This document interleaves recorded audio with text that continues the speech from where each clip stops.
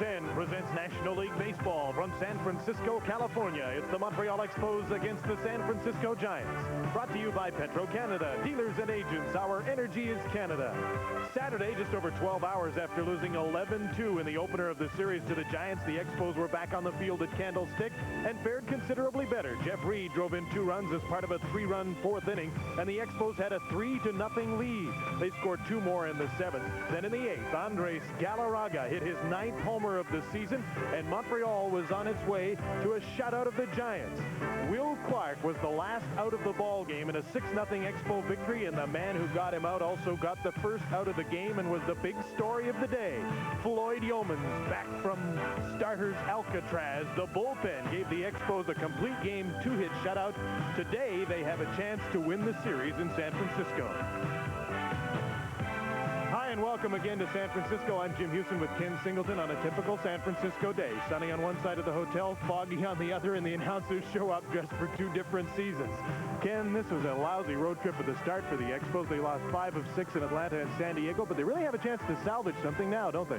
Well, Jim, you figured the Expos would have an easier time of it in Atlanta and San Diego, but that's where they played their worst ball. They go up to Dodger Stadium, win 2 out of 3, and have the same chance here in San Francisco. Then they head home off of this long road trip, maybe to make up some hay. It is going to be a beautiful day. Kelly Downs and Neal Heaton will be the pitchers.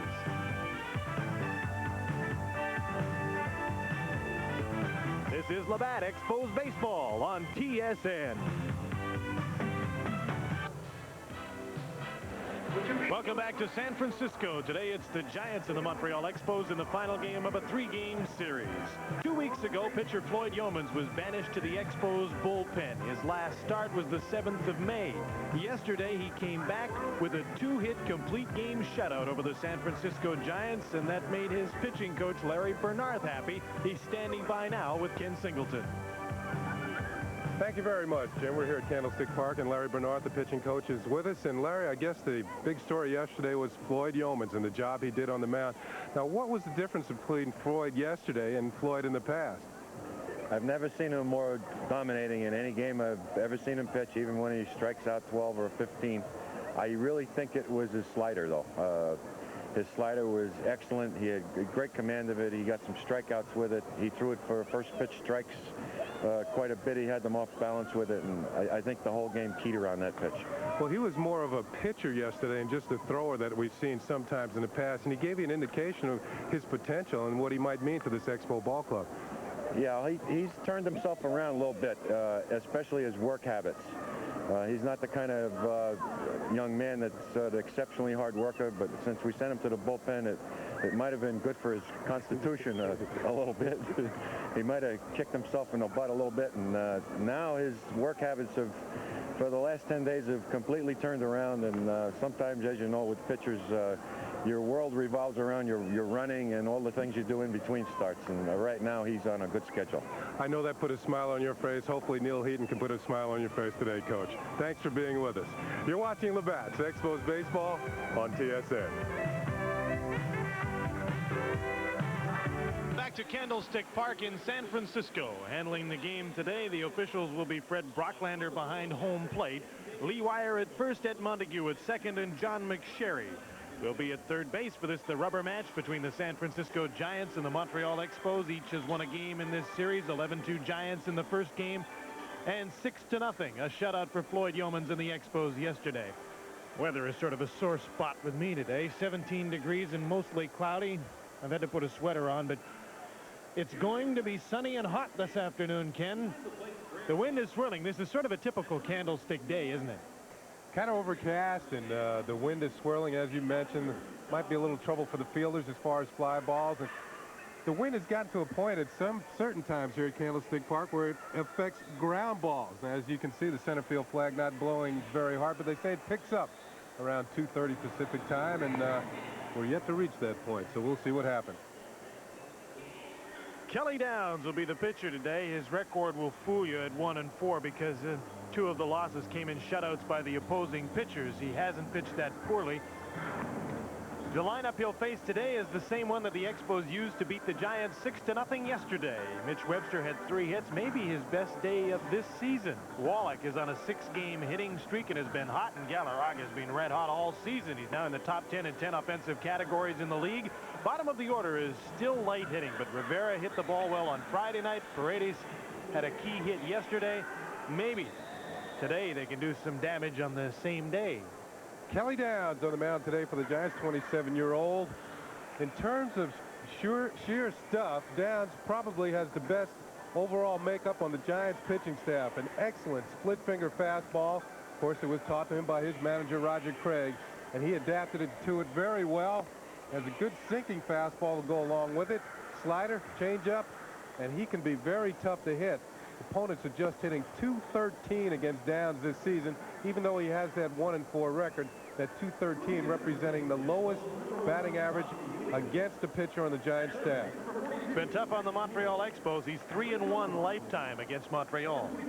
Defense behind him today. That's Clark at first, Chris Spire at second, Uribe at short, Kevin Mitchell at third, Jeffrey Leonard in left field, Fred Butler in center, Candy Maldonado in right, Bob Melvin behind the plate, and Kelly Downs, 6'4" right-hander on the mound. Spire playing at second base again today. Robbie Thompson suffered a Charlie horse in a collision with Hubie Brooks on Friday night, is still out of the lineup on a day-to-day basis, and Spire responded with a great night in the field and a grand slam home run on Friday and had a hit yesterday. The Expo leadoff man is Mitch Webster, a switch hitter.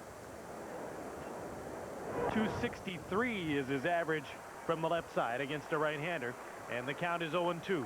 Well, you mentioned Mitch had a pretty good day yesterday. 3 hits, a stolen base. Could be an indication that Mitch is about ready to jump off on one of those patented Mitch Webster hot streaks, where he hits close to 400 or 500 for a 2-week period. The drought for Mitch has been a long one. He's hitting around 200 for his last 3 weeks. He's been in and out of the lineup, can't stay in every day because he can't get the bat working. The count is 1-2 from Kelly Downs to Mitch Webster. Fouls it away. 1-2 count remains. Look at Mitch Webster's swing here, trying to protect the plate with 2 strikes. Fouls it off, comes straight up and hits him in the shin. But he's still alive at the plate with the count of 1 ball and 2 strikes. And Kelly Downs, like a number of the Giant pitchers on this staff, a ground ball type pitcher. Split finger, just got a piece of it. He's still alive at the plate. Of course, that split finger dropping the way it does, conducive to the ground ball. And the Giant infield is great at gobbling up ground balls. Turned the most double plays in the league last year, leads the league this year. Popped up out of play. Webster will hang in there.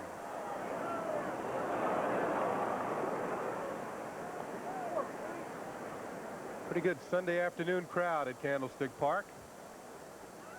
Very likely close to 40,000 by the time they count them all up. I think the temperature had been too warm the last couple of days. The fans stayed home, and this is more like Candlestick, and they turned out in probably the biggest crowd of the series. Still going to be warm this afternoon. Here's the 1-2 pitch to Mitch Webster. He struck him out. Split-fingered fastball. And Webster's gone. Strikeout number 1 for Downs. Watch this ball move away from Mitch as he starts his swing. Very little rotation on it. A split finger acts a lot like a spitball. It can be called the dry spitter. Ball comes up with very little rotation, thrown as hard as you can, just like a fastball. Then it drops off the table at the end. Here's Tim Wallach fouling one off. That was a tantalizing pitch. It really looks like it's in a spot where you can hit it and then just breaks right away from the bat. Wallach, despite his average of .245, has hit in 11 of his last 12 games in 6 straight. His average is over 300 for the road trip, and he hasn't driven in a lot of runs, only 12 this season. But since he moved up into the number 2 spot in Los Angeles, he hasn't been in a position to drive in runs. And even earlier on this road trip, when he was getting some hits, there was nobody on in front of him. So he hasn't had an awful lot of RBI opportunities.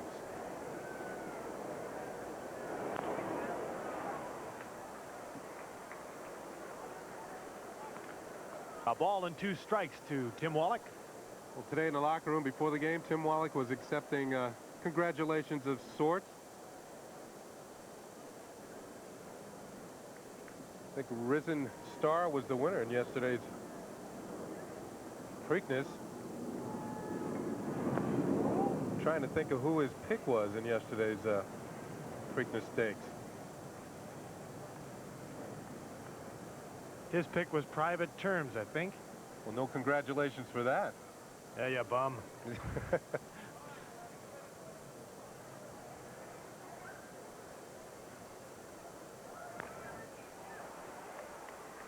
2-2.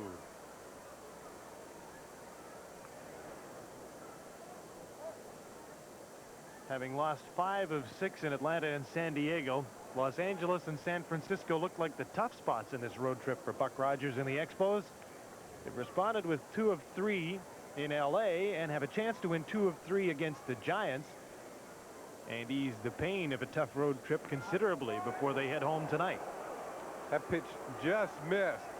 The count is now full to Wallach.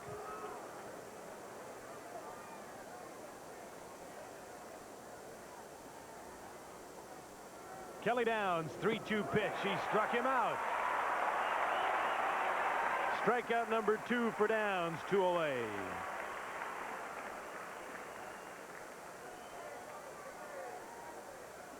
Target is low, and this appears to be another split finger. This one runs underneath the swing. That ball's got to be tough to hit. And one thing, hitters are not complaining because they know he throws a legitimate dry spitter with that split-fingered fastball. You always know, will the break always be the same on the split finger? Depends on where you put your thumb. If you put it underneath the ball, it's going to break one way. If you put it on the side, it's going to break another way. Tim Raines is the batter in the number 3 spot. This is his good side, if you will. The switch hitter batting left-handed against the right-hander. He's up over 300 at 313 against lefties. Or excuse me, against right-handers.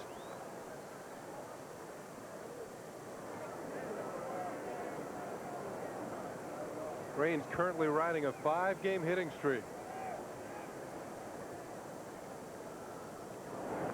I would think it's very likely that should they respond with a win today and maybe play well against San Diego, maybe even before the San Diego series starts, that the order will be reshuffled. Wallach will be back in the leadoff spot. I'm not so sure about Raines, though. He may stay in number 3. He may go up to number 1 again. And an age-old debate starts with baseball fans. Is Tim Raines the best leadoff hitter? Should he be hitting number 3? An RBI man? I think you could hit Tim Raines anywhere in the lineup, but he's going to be effective. So it's up to Buck Rogers to feel if he feels that Tim Wallach can get it going, or he can drop him back further in the lineup and get Mitch Webster into that second slot. Get the lineup as it was last season when the Expos started to win. Those are the keys that those guys hit. Don't forget, Raines didn't become the permanent leadoff man last year till the 1st of August, and they were already on the roll. Raines draws the walk and is aboard and hasn't stolen a base since the 7th of May. It's now 12 games since Raines has stolen a base.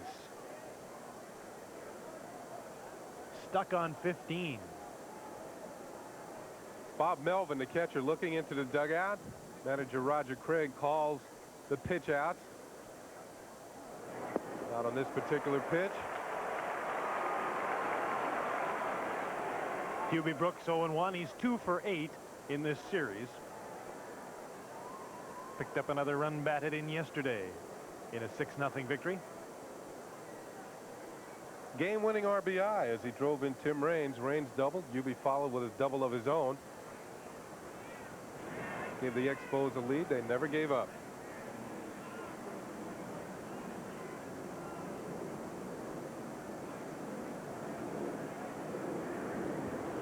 Count is 0-1. 2 away. Brooks hits this in the air to right field. Candy Maldonado is the right fielder, and he makes the catch. So the Expos go, leaving a runner aboard. It's bat day in San Francisco. Lots of kids out to watch the Expos against the San Francisco Giants today, and their Giants are coming up. This is Labatt Expos baseball on TSN.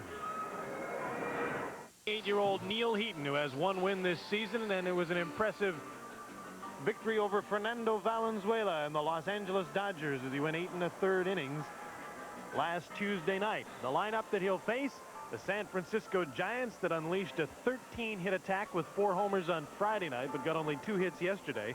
They're 8 7 against left-handers, and this should be a tough lineup for lefty pitcher. Butler and Clark, the only left-handed bats in the lineup, and Clark hits lefties better than right-handers. The Giants lineup is again without Robbie Thompson. You see Spire in the number 2 spot where he came in on Friday night at second base, but Spire had the grand slam and 1 of 2 hits yesterday, so he's been more than an adequate replacement. We talked with catcher Jeff Reed before the game about how Neal Heaton and he are going to go about pitching to this Giant lineup. And Reed said they're going to try and establish the fact that they're going to come inside to the Giant right-handed hitters. He feels that they have the type of hitters that like to extend their arms and swing, like the ball out over the plate. So today you might look for Heaton to try and get that fastball inside, or possibly run that hard slider in if he can, and then stay away with the changeup. Defense today behind Heaton: Galarraga at first, Paredes at second, Rivera at short, Tim Wallach around at third, Raines in left, Mitch Webster in center, Hubie Brooks in right, and Jeff Reed behind the plate. And the left-hander, Neal Heaton, on the mound. He used the expression impressive in describing Heaton's performance last Tuesday night. It was impressive not in that his pitches were working so well, but in that he hung in there when he was having all sorts of trouble. He gave up 5 runs, but he kept coming back. His fastball was working. His other pitches weren't working terrifically well. But he got the outs, and he hung in the game for 8 1/3 innings despite not having his best stuff. Certainly a gutty performance. Picked up a win and beat a tough pitcher in the process in Valenzuela.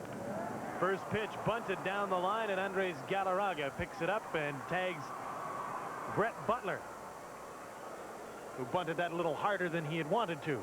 Butler's an excellent bunter. You see Galarraga coming in on the move as the pitch was delivered to the plate, and it pays off. Butler had 20 bunt base hits a season ago for the Cleveland Indians, but not on this occasion. Galarraga gets the out unassisted as Chris Spire comes to the plate.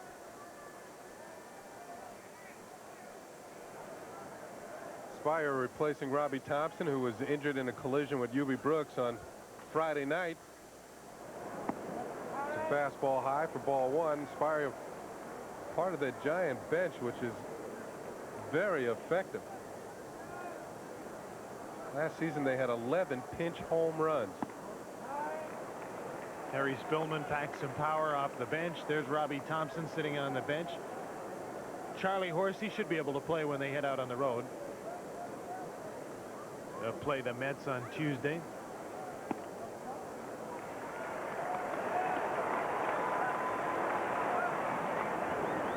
Count is 3-0 as Heaton falls behind Chris Spire.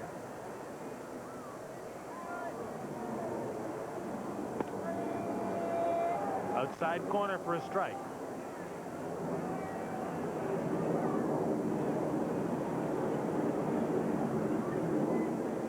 Here's the 3-1 pitch from the lefty Heaton. Outside, ball 4. Giants have their first man aboard with 1 out in the bottom of the first.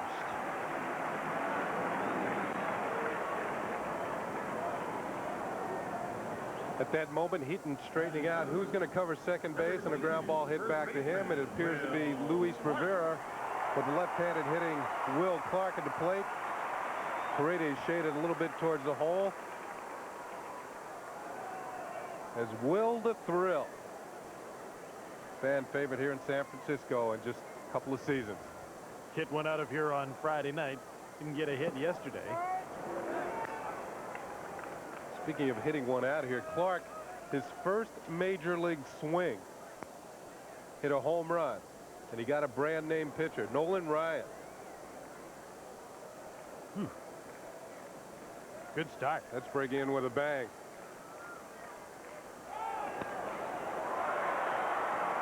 Pops it up. It's a long run for Mitch Webster.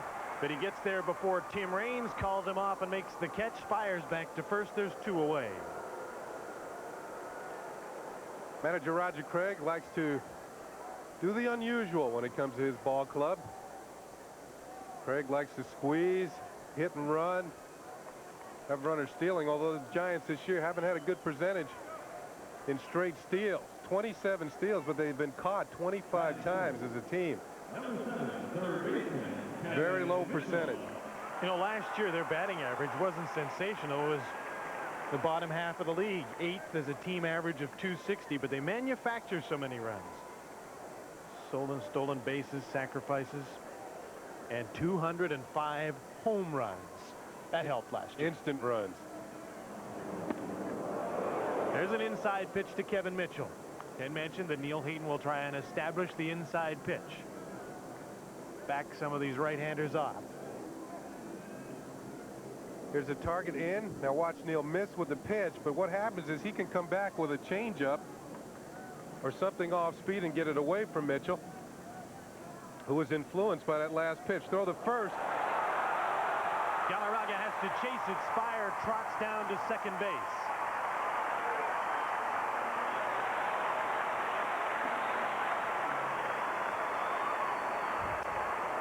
This will go as an error on Neal Heaton. Galarraga will have to dive across the body of Chris Spire. Cannot come up with the throw. And Spire advances into scoring position. The leading RBI man on the team, Kevin Mitchell, has a chance to drive one in here.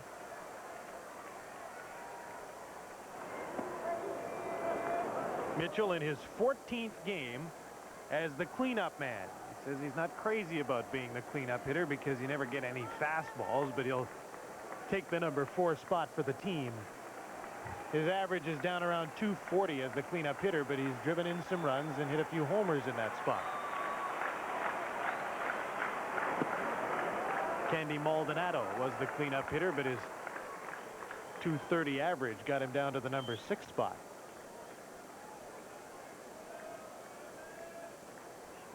Count is 2-1. Runner on second base, 2 away, bottom of the first. Nice to have you with us again on TSN as the Expos finish off this West Coast trip.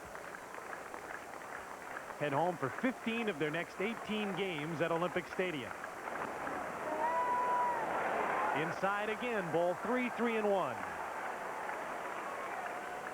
You know, the problem with pitching inside is if you miss and get it out over the plate, that means it's going to be right down the middle. If you pitch to the outer half of the plate and you miss away, it's going to be a ball.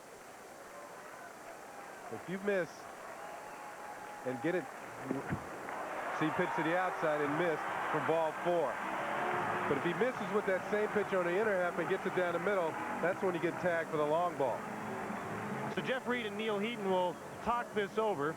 They know what they want to establish. It's a matter of Heaton getting the strikes. He's walked 2 now, thrown 13 pitches.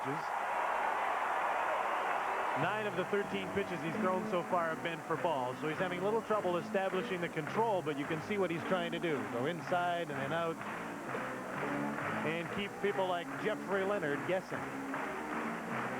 Spires out at second base. Kevin Mitchell's at first. Well, Leonard's also the type of hitter who likes the ball out over the plate.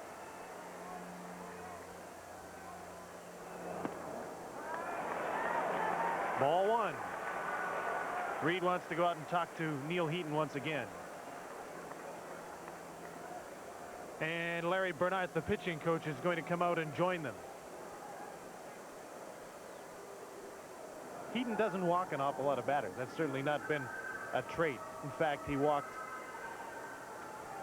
only 2, less than 2 actually, per 9 innings all of last season. It looked as though Bear was telling him that he's pushing the ball to the plate, maybe give it a little more shoulder turn and follow through.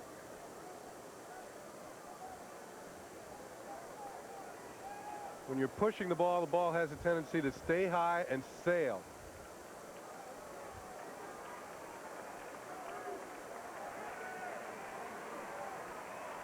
One-0 to Jeffrey Leonard. And he gets the strike on the outside corner.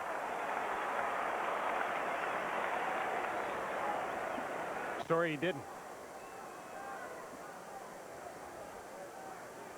I thought Fred Brocklander gave him that. Gave it to Leonard. 2-0.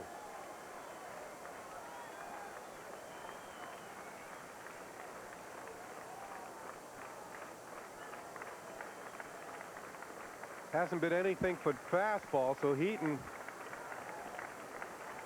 continues to have problems with number 1, and the sign is for the fastball again.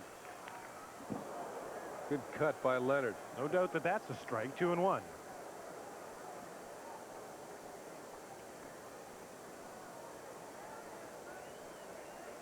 Sometimes when a pitcher is having problems getting that fastball over the plate, it's up to the catcher to guide him through the rough spots. Maybe go with the curveball or the slider in Heaton's case.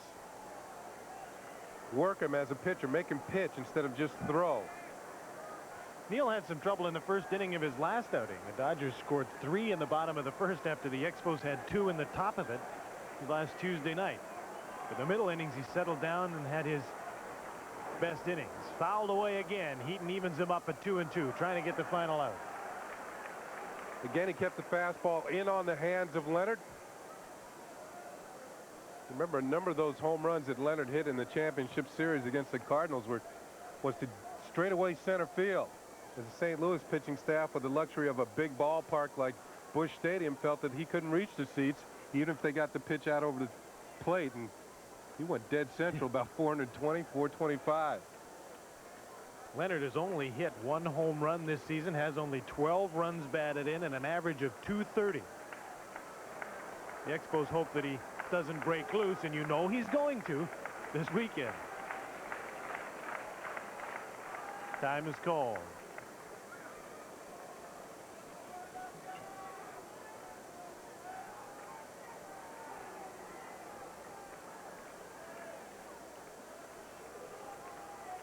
Here's the 2-2. Base hit off a broken bat. Spire rounds third and will score uncontested as Raines just throws the ball into the infield. First hit off of Heaton, and the Giants have a 1-0 lead.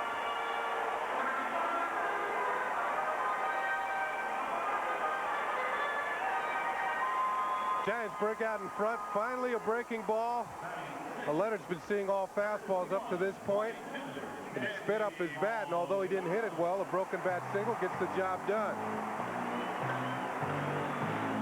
The key to that whole inning, or this run scoring, was the fact that Heaton made the wild throw to first base that allowed Spire to get into scoring position. He pitched around Mitchell when he fell behind on the count, and Leonard gets the base hit.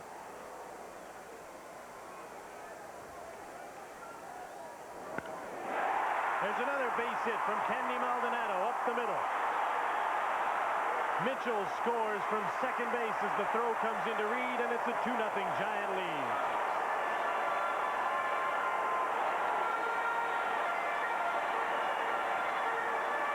Both Locks have come home to score. Another rough first inning for Neal Heaton. Out over the plate. Maldonado strokes it into center field. Mitch Webster charging hard. Not much of a throw as Mitchell scores easily. All of this coming with 2 out. All of the Dodger trouble last Tuesday night in the first inning came with 2 out. First and second with 2 away for Bob Melvin. A pair of walks, both have come in to score. Leonard and Maldonado have the RBIs. Heaton goes inside to Melvin. 1-0. Melvin with the low batting average, but 5 home runs, 10 RBIs. He and Bob Brenly combined last year for 29 homers. So their catching staff does have power. Now Heaton goes outside and misses 2-0.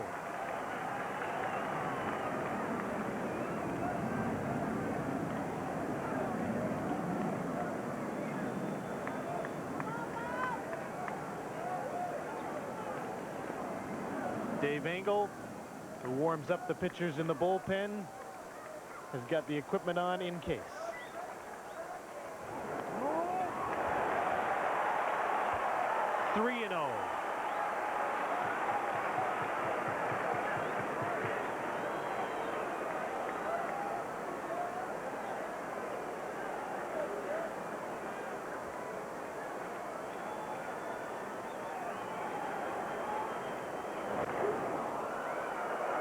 fouled back by Melvin. Manager Roger Craig going for a knockout punch early, allowing Melvin to swing with a count 3-0. Looking to put 3 more runs on the scoreboard in a hurry. Heaton just trying to get that final out of this inning. To right field, could be trouble, foul.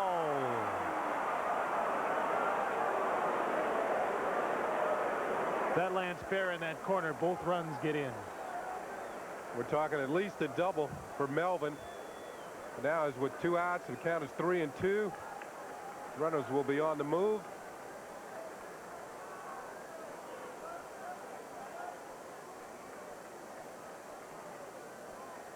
Neal Heaton again with the early inning woes in this ball game. The only difference is that the Expos had scored a couple themselves in Heaton's last start. He only found himself down by 1 run. Now the Giants have scored 2. On 2 walks and 2 hits and an error by Heaton. Raines charging after this. It falls, a base hit. Leonard is around to score. Behind him comes Maldonado. It's 4-0 Giants. That'll get the bullpen up. McGaffigan's racing down to start warming up.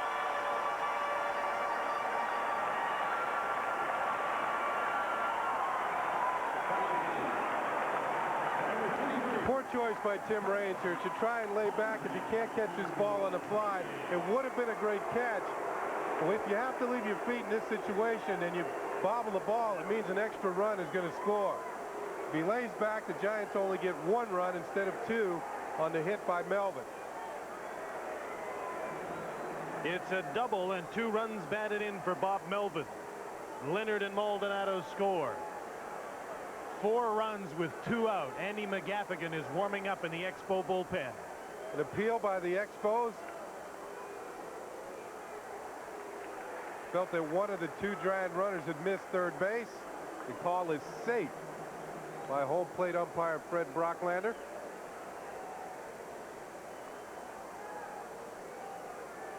As soon as that ball was hit by Melvin, McGaffigan and Dave Engel raced out of the dugout to start getting ready.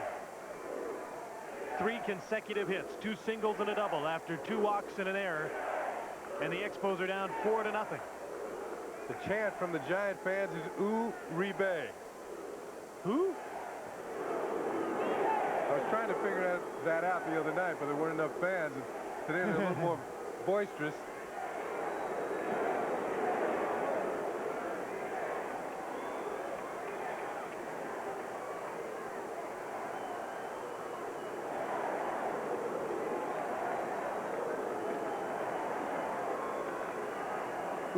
Uribe with a chance for a ribeye.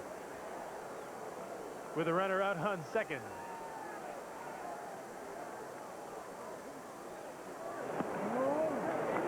This is the strong side for Uribe, who's a switch hitter. 245 is his average overall, but he's 320 against lefties.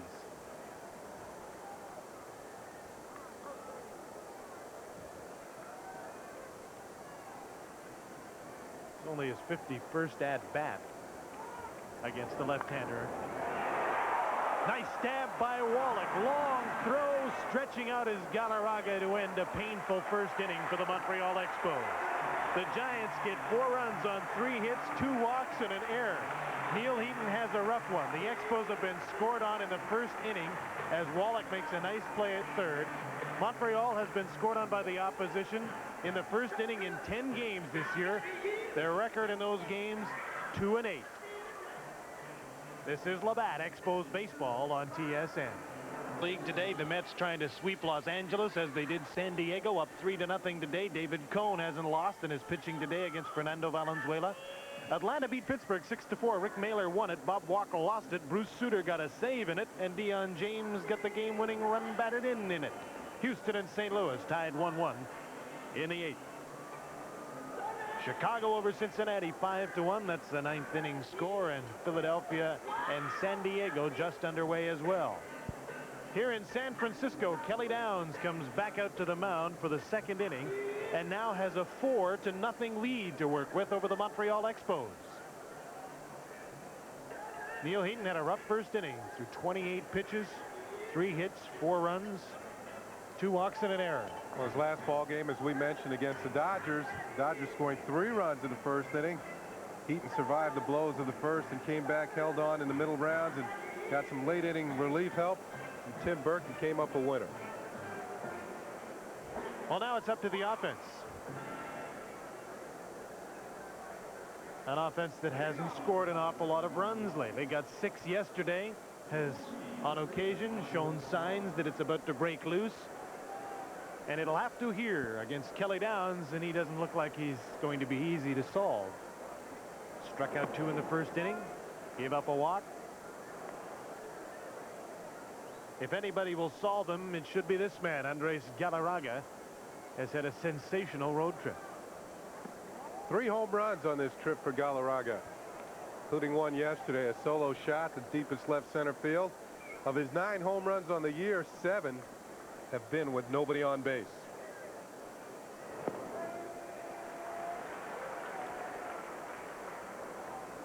Bob Melvin had trouble just catching that pitch. That's how sharply it broke. Split finger. Galarraga fouls back that high pitch. 2-2.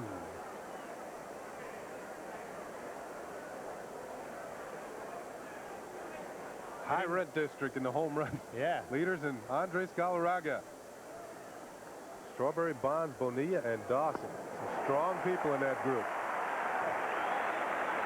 Strikeout number 3 for Kelly Downs. Now, with a pitch that breaks so sharply, a number of his strikeouts are going to be on the swinging variety. Hitters commit themselves, and all of a sudden, the ball drops. The bottom fell out of that one. Kelly Downs, Lacoste, a number of the other Giant pitchers were taught that split finger fastball by manager Roger Craig. Scott Garrelts, great reliever that they have. When Craig took over in 1985, the Giants didn't have a 10-game winner on the staff. Last year, when they won the Western Division title, mainly through the teachings of Craig, they had 7 pitchers on the staff that won 10 games or more. The staff ERA was the best in the National League, yet the top winner had 13 victories. 1-1 to Jeff Reed. Hits it hard, but to the deepest part of the ballpark. Almost to the track for Brett Butler. Reed's gone, 2 away. Finally, somebody hit the ball anyway.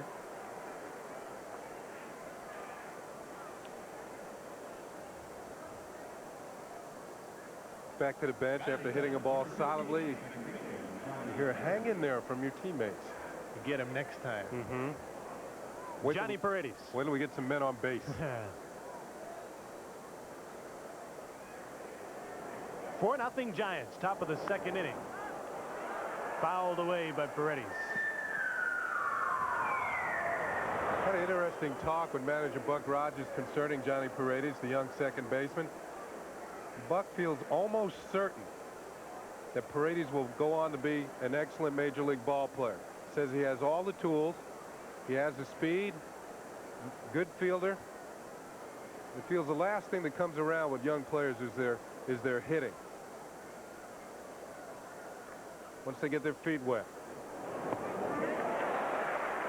Hard cut. And Johnny missed it. 0-2. Now here's where Downs gets very tough. When he gets that 2 strikes on you, and he's ahead on the count like he is now, usually goes to that split finger, and there it is.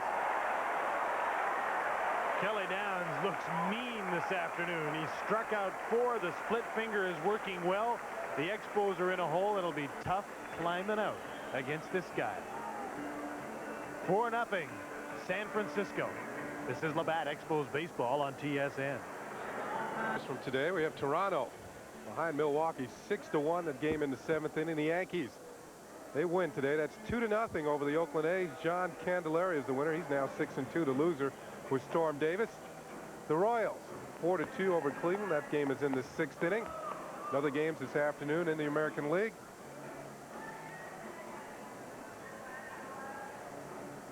We have Detroit over Chicago 2-1. That's in the 7th. And Boston hammering the California Angels. Bob Stanley, coming back from an injury that threatened his career, is the winner, picking up his first win of the season. Red Sox win it big, 12-4. The Angels are having a tough time, but the Orioles aren't. 7-2 today. That's 2 wins in a row for the Baltimore Orioles. They haven't done that since last season. But the bells ring out and the banners fly. A junior giant. First 15,000 kids into the park today got a bat. Leading off the bottom of the second for the Giants. Extra security today in case they start swinging them out here. Well, the Giants had their bats working in the first inning. Come to the bottom of the second, Kelly Downs. 8 men to the plate in the first inning. Neal Heaton is back out there against Kelly Downs, who's 1 for 11 this season at the plate. And behind 0-2.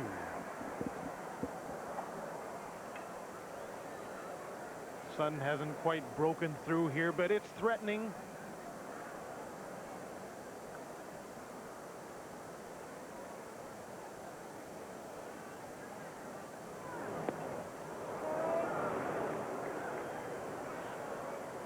There's the appeal, and Downs is history. Lee Wire with the call. Downs is not too happy with it. You almost had the feeling once the Jeff Reed appealed that he was going to get a call on this. With a pitcher at the plate, that's a little bit too far. Strikeout number 1 for Neal Heaton.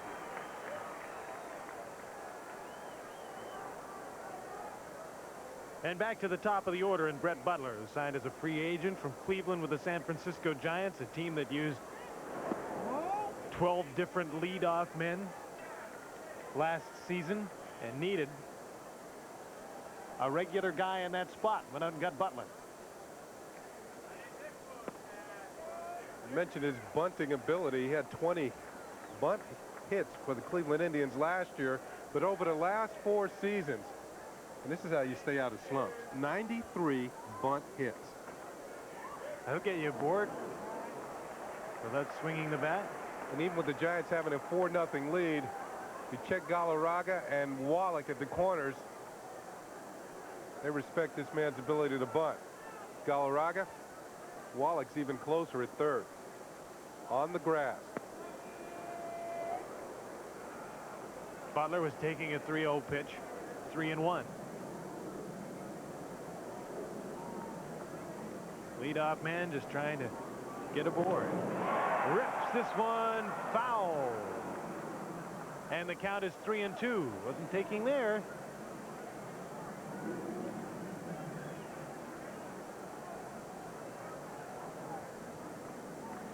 Butler, a pesky type hitter, doesn't strike out very often. When he works his way on the first base, most of the time he's headed for second. He has that type of speed. Been tough in his career on Neal Heaton. Entered this game 4 for 5 lifetime against Heaton. So he's 4 for 6 now.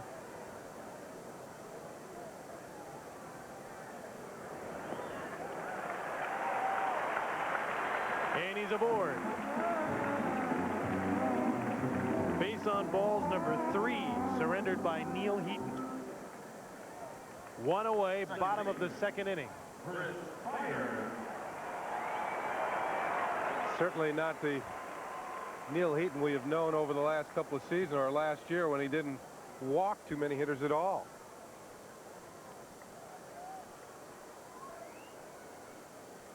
Chris Spire walked and scored in the first. Back up again with Butler on first base. Butler has 6 stolen bases, but he's been caught 7 times. Good combination for the Giants here. Speed on first, a batter at the plate, veteran hitter, and Chris Spire. Spire has the ability to pick out to see which Expo infielder, second baseman, or shortstop is covering, then try and hit the ball in that direction.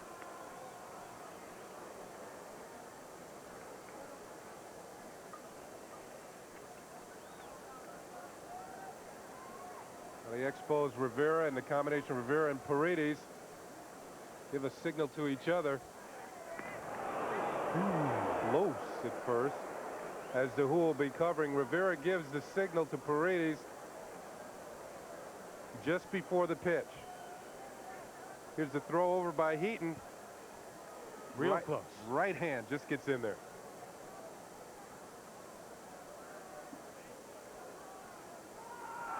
Butler's on his way. There'll be no throw. There was a balk called. So that is not a stolen base. So will go as a balk to Heaton. Heaton didn't stop long enough for the umpires. More or less a casual, rolling stop at a stoplight. Stop sign. You've done that. Taxi stop. Exactly.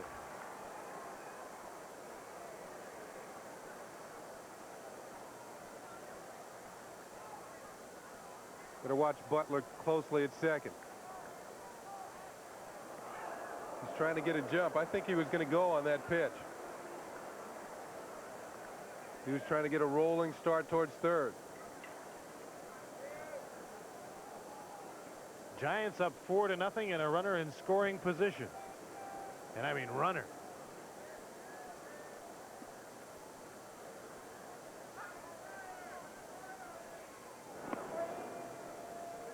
Strike called on Spire, 0-1.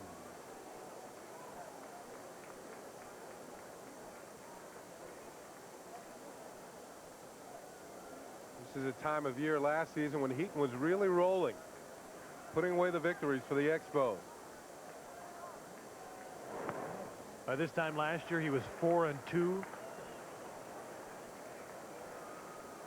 On his way to a 10-3 record at the All-Star break. Only 3 lefties won more games than Heaton last year. To Shane Raleigh of the Phillies, Fernando Valenzuela of the Dodgers, and Zane Smith of the Braves. Pick off attempt at second. Butler back easily. So Heaton was up there in the high rent district. This year that sprained ankle set him back, missed a couple of starts. Picked up his first win of the season in his last outing against the Dodgers. 1-1 pitch to Spire. Fly ball right field for Hubie Brooks. Butler's tagging. The throw from Brooks is a good one. Just in at third.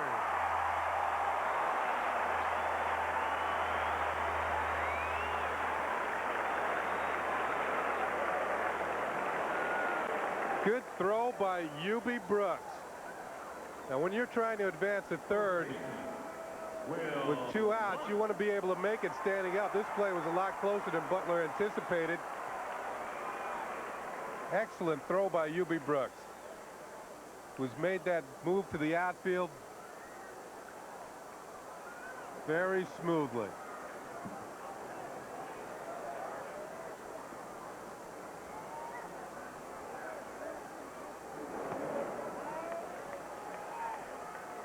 So 2 away and a runner on third base for Will Clark,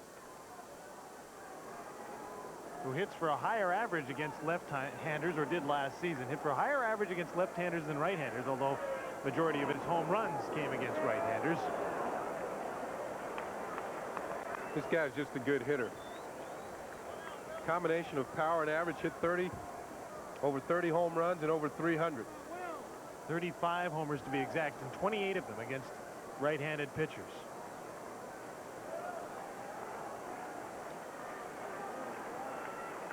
Two 2-0 the count from Heaton to Clark.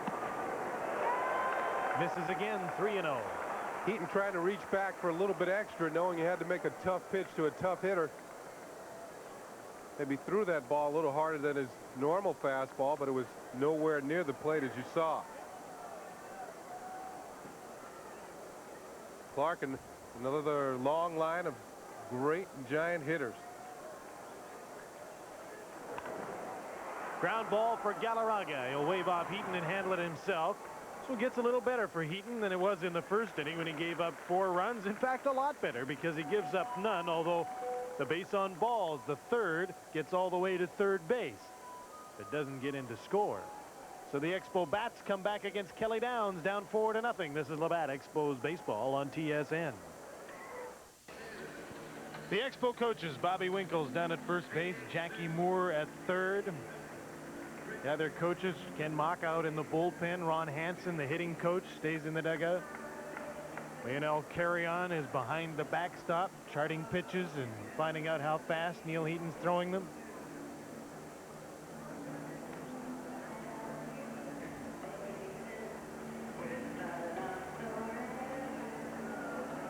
Man's eating his radio. They just eat up Ron Fairley when he's on the radio doing former Expo, doing the games on radio for the Giants here in the San Francisco area. Rivera, Heaton, and Webster to face a tough Kelly Downs. 2 wins against the Expos last year, one of them coming out of the bullpen. Roger Craig used a couple of his pitchers in both a relief and a starting role last year. Mike Lacoste was out in the pen for about 12 or 13 games. Kelly Downs had exactly 13 in the bullpen last year, and the Giants went 8-5 in games in which he relieved. Well, Downs was the man that was switched to bullpen duty once the Giants acquired Rick Russell in August. Not only strengthened the Giants bullpen, it strengthened their starting rotation. Their sinking pitch hit down the third baseline foul. In fact, it was about this time last year that Downs, Rick Russell, Big Daddy, he's the guy that the Expos beat yesterday. I was saying about this time last year that Downs threw a 5-hit shutout at the Expos here at Candlestick. That was May 31st.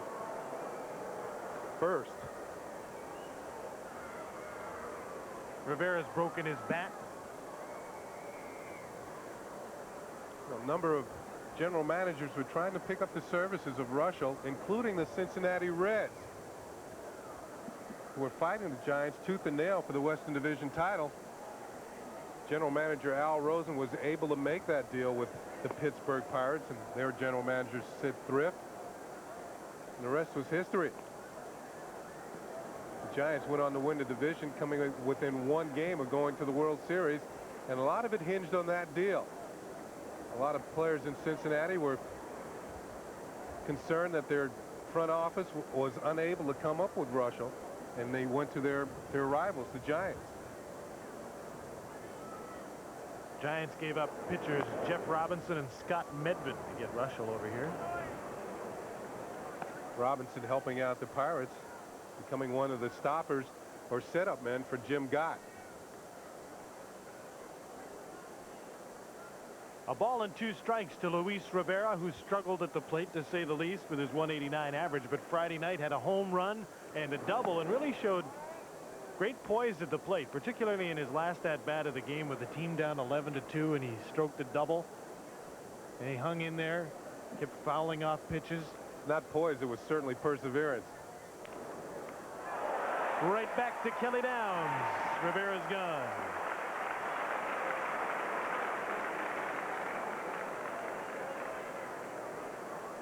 Giant pitchers have to be alert also. A number of ground balls going to be hit on this pitch. Split finger, that one stayed up a little bit. Rivera right back to the mound. Hard to get it past the long arms of a 6'4" pitcher. He'll face Neal Heaton now. Heaton of the 200 average, 2 for 10 in his plate appearances.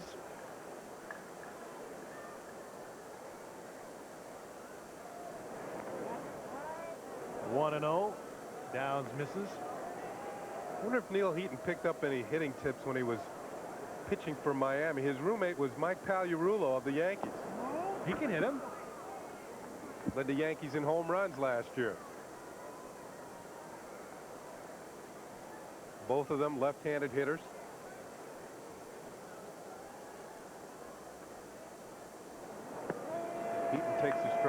is now 2-1. He's trying to work himself on base.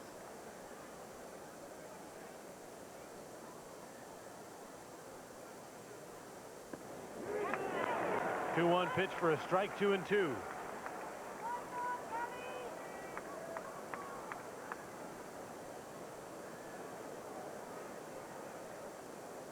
Heaton hasn't swung the bat yet. Does there, back to Downs, who gets his second consecutive assist with an underhand throw to first. There's 2 away. Kelly Downs, born in Ogden, Utah, now lives in Centerville, Utah. Lives in center field? Yeah. Not much action for center fielders today with that split finger.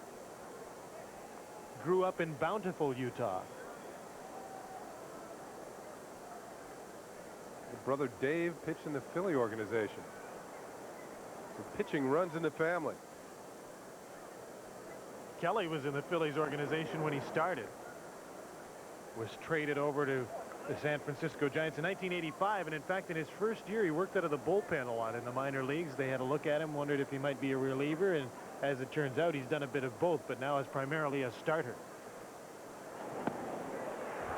Mitch Webster struck out in his first appearance and is 0-2 now against right-hander Kelly Downs, who's walked 1, hasn't allowed a hit yet, and there's 2 out in the 3rd, and has a 4-0 lead to work with. Misses outside, 1-2.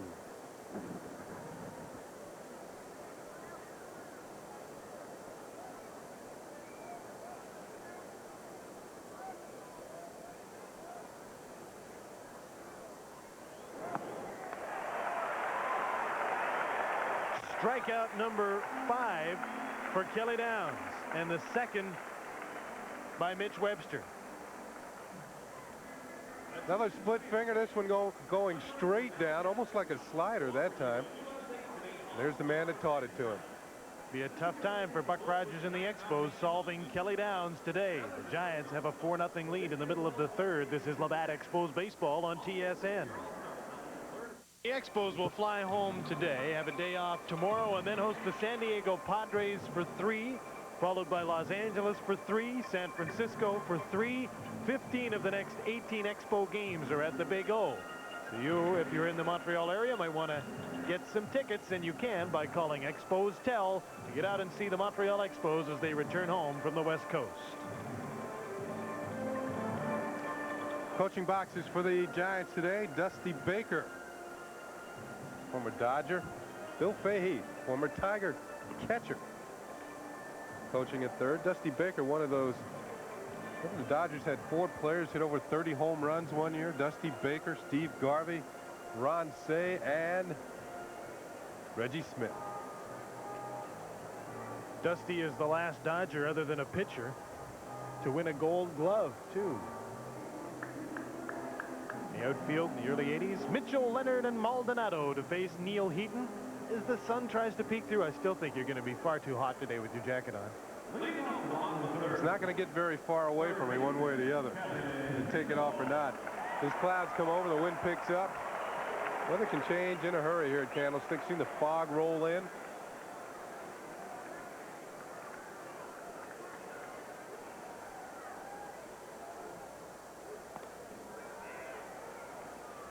So far, Neal Heaton having trouble finding his rhythm. 3 walks, just a single strikeout. Been behind a majority of the hitters. Mitchell walked and scored in the first. He's behind again, 2-0. Mitchell hit a triple on Friday night. It was his 5th of the season. 1 behind Vince Coleman of the Cardinals. The Cardinals are really hitting the ball. They're starting to roll. 1 above 500 now. Still 8.5 back of the Mets, who are rolling better than anyone in the National League East. Mitchell sitting on 5 triples at this early stage of the season. That's 1 more triple than he's hit in the past 2 seasons. He's getting to second base and just turning on the speed. That pitch just misses. Heaton falls behind 3-1.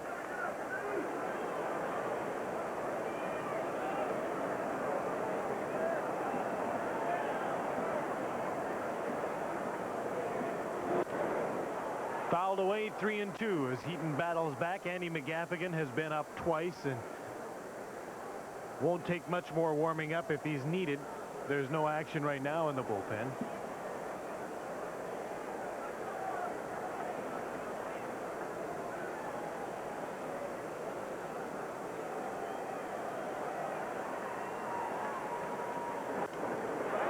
Two pitch is hit hard to right field. Hubie Brooks is going back and makes the catch on the track. One away.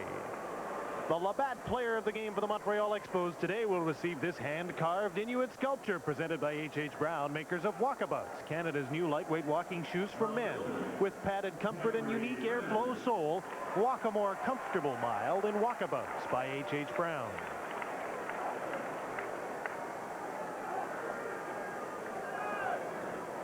Jeffrey Leonard, the Hackman, started in the Los Angeles organization where he went over to Houston and then was traded to the San Francisco Giants, where he's really blossomed as a leader and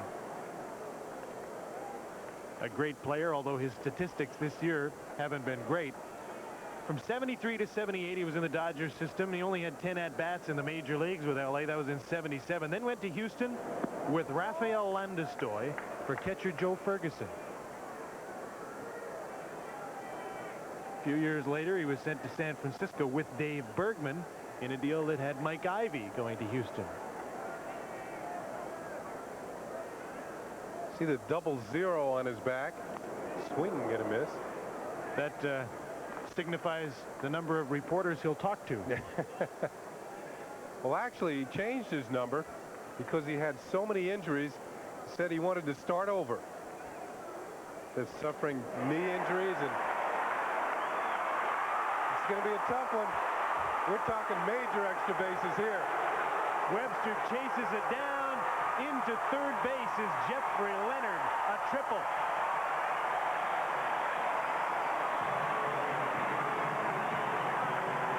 Leonard's 2 for 2. Now, the only thing that might have saved Mitch Webster and the Expos here from an inside the park home run is the fact that this is natural surface. This is grass, and it will slow the ball down. It stops before the track. On an AstroTurf field or artificial surface field, that ball goes all the way to the wall. The Expos had kept him relatively quiet in the first 2 games with just 1 hit, that on Friday night, but Leonard has 2 today. And a run batted in, and Maldonado is up. He drove in a run in the first and has a chance to drive in another here with the Giants up 4-0. That's the 4th hit off of Neal Heaton. He unloaded on that one, but it's foul. Candy Maldonado, one of the hitters in baseball that comes alive when men are on base. Last season when he broke that finger, Giants kind of floundered, but when he came back, the Giants were 36-17 down the stretch. And Maldonado didn't miss a beat. He drove in 25 runs in his last 29 ball games. He, like Leonard, came up the coast. Oh, he's been hit. You could almost see that coming. As Fred Brocklander tries to stay between Maldonado and Heaton.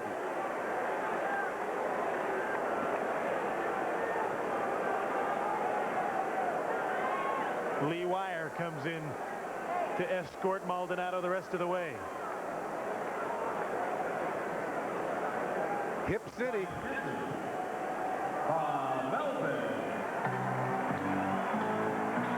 Started to say Maldonado, like Leonard, started in the Los Angeles organization, another that got away. I was saying you could almost see that coming. Heaton's been hit fairly hard. Maldonado had a run-scoring single the first time up. Drills the first pitch foul down the left field line a long way. Now the Expos can play back for the double play. First and third then for Melvin, and they double up Maldonado. Insult to injury. Hit him and double him up. So Neal Heaton gets a scare on the triple from Leonard. Maldonado leading off. The ball is hit sharply to Galarraga by Bob Melvin, and he doubles up Candy Maldonado. So the Giants are gone in the bottom of the third. Neal Heaton is surviving, but just barely, and his team is down 4-0. This is Labatt Expos baseball on TSN. Now let's go to TSN Control for a sports update. The cast on TSN is Monday night at 8:30 Eastern. The Blue Jays against the Milwaukee Brewers. They've won 2 in that series, and they're in trouble today. In an early part of their game against the Milwaukee Brewers, that's a Victoria Day holiday. It's the Memorial Day holiday down here, so it's a holiday all round. Is this redemption? People are dressing down. Ken, you look warm in that jacket. Is it redemption or stupidity? I don't know. What a warm day. It's I'm not so that- glad I came out in short sleeves. It's not that warm, believe me. The only thing warm has been Kelly Downs' pitching, shutting out the Expos. In fact, they have yet to reach him for a base hit. Only one man's been aboard, and that's Raines with a base on balls in the first. Tell you what kind of weather they get around here. Yesterday I went to do a little research on a beach because it was a beautifully hot day. About 11 o'clock in the morning, and people were just mass upon mass, hundreds of them rushing to get to the beach. It's like the first rites of spring to get some sunshine. So about 11:15 you heard the first whistle from the foghorn on the point out by the Golden Gate Bridge, and the fog started to lick around the corner, and about 45 minutes after these thousands of people had rushed to the beach, the fog came on and everybody went home. Well, they had gotten there 5 minutes of sun.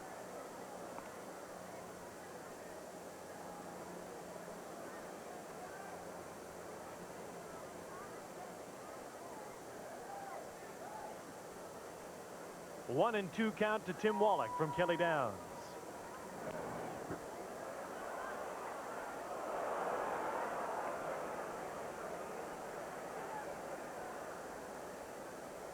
With Downs working so well with that split finger fastball, the Expo hitters, anytime it starts out around the knees, they're going to have to let it go because it's going to drop out of the strike zone.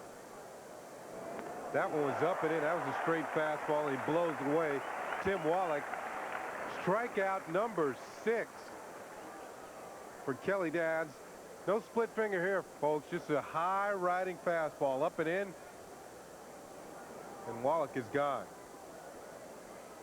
Good pitch selection by Kelly Downs and Bob Melvin and their manager, Roger Craig. Struck out 6 already. The most he's ever struck out in a game is 8. Last year against Pittsburgh in Three Rivers Stadium. Raines is up, having walked in the first. Now, the reason why Raines was able to get on by the walk, he didn't swing at the split finger fastball that started out around thigh or knee high. He let it go. He hits this one well, but it's right at Candy Maldonado in right field. 2 away then for Kelly Downs and the Giants. Expected it to be a busy day for the infielders of the Giants.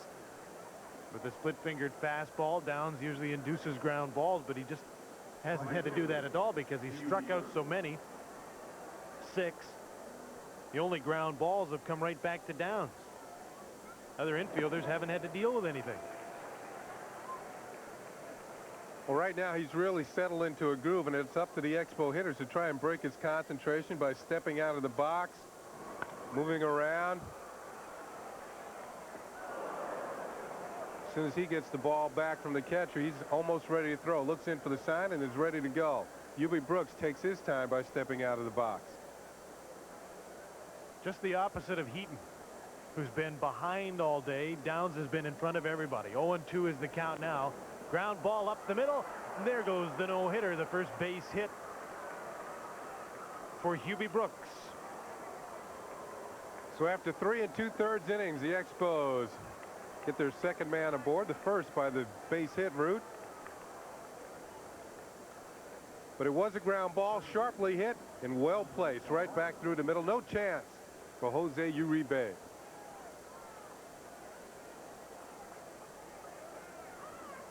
Andres Galarraga struck out in the second inning.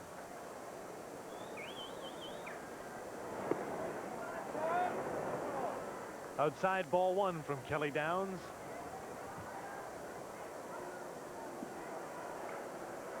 Galarraga now in second spot behind Rafael Palmeiro of Chicago. Fouled back, out of play. No play there for Melvin.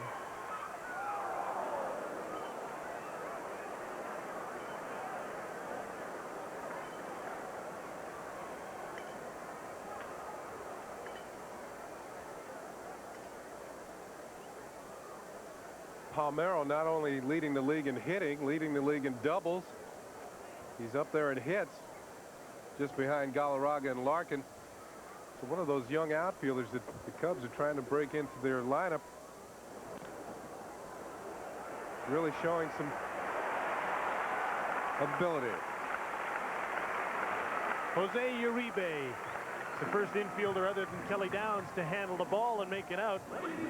And he goes for the force as he gets Brooks at second base. Hubie got the first hit off of Kelly Downs, but Downs still holds the upper hand. It's the Giants 4, the Expos nothing. This is Labatt Expos baseball on TSN. The Expos board their plane to go home. Mitch Webster will be along on extra innings. There's the number to call.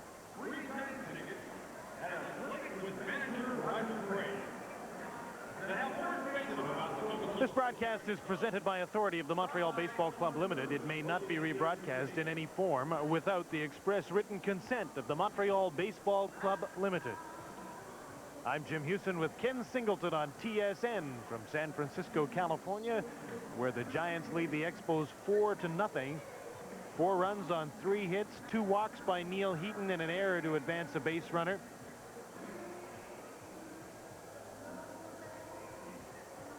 And 4-0 is the score.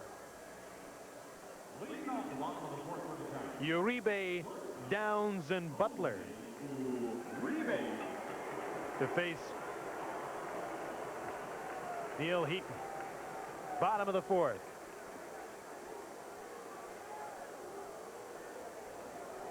Uribe grounded out to third baseman Tim Wallach on a nice play to end the first inning. So the Giants put their 4 runs on the board and pick up 3 of their 4 hits.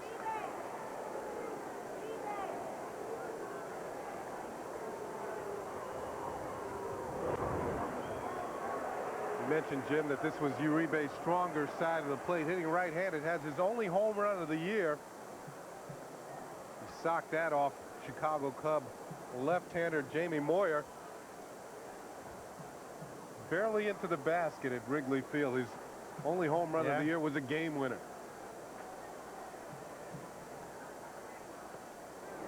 1-1 is outside. No, he gets the strike. 1-2 on the outside corner.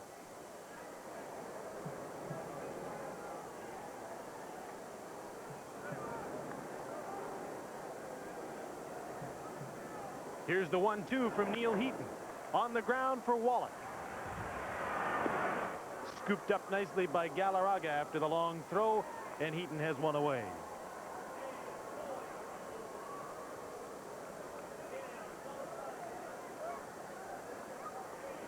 It's the difference getting ahead of the hitters. Sitting on Uribe, 1 ball and 2 strikes. Giants pitcher, Kelly Downs. Now Heaton will face Kelly Downs for the second time. Kelly struck out on an appeal in the second. Heaton's only strikeout victim of the day is behind. No balls and a strike.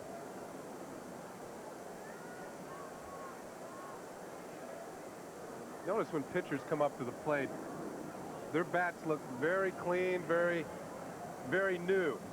It's mostly because they don't put too much wood on the ball. A lot of striking out by pitchers.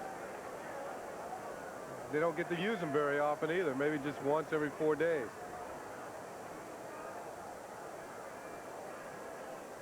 Or maybe it was right out of the box like a number of the bats that the kids have today. Wanted a fresh one for the Expos. Bat day here at Candlestick. There it is. Strikeout number 2. Kelly Downs is both victims for Neal Heaton. Fastball up and away. Not very fancy, riding out of the strike zone. He may try a new bat next time. He's hit it down one more time. Brett Butler comes to the plate. 2 away for Neal Heaton. Bottom of the 4th inning and a 4-0 San Francisco lead. Giants heading off for a tour of the East after this. The Mets, the Phillies, and the Expos on their agenda. The Expos going home. The host teams from the West: San Diego, Los Angeles, and San Francisco. You mentioned the Giants start out Shea Stadium in New York on their long trip east. Will somebody slow down those New York Mets? Playing awfully good baseball. Dwight Gooden with yet another shutout.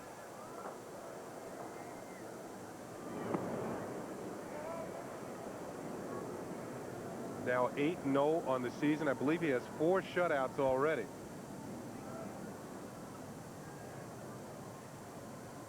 Mets pitching has 9 overall.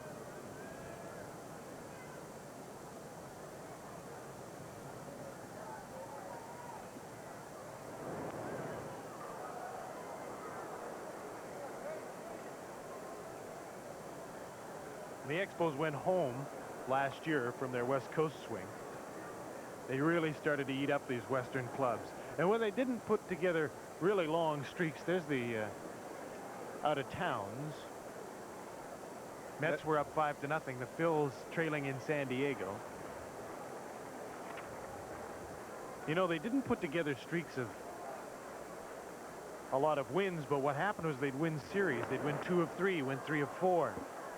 And never got in a lot of trouble, so that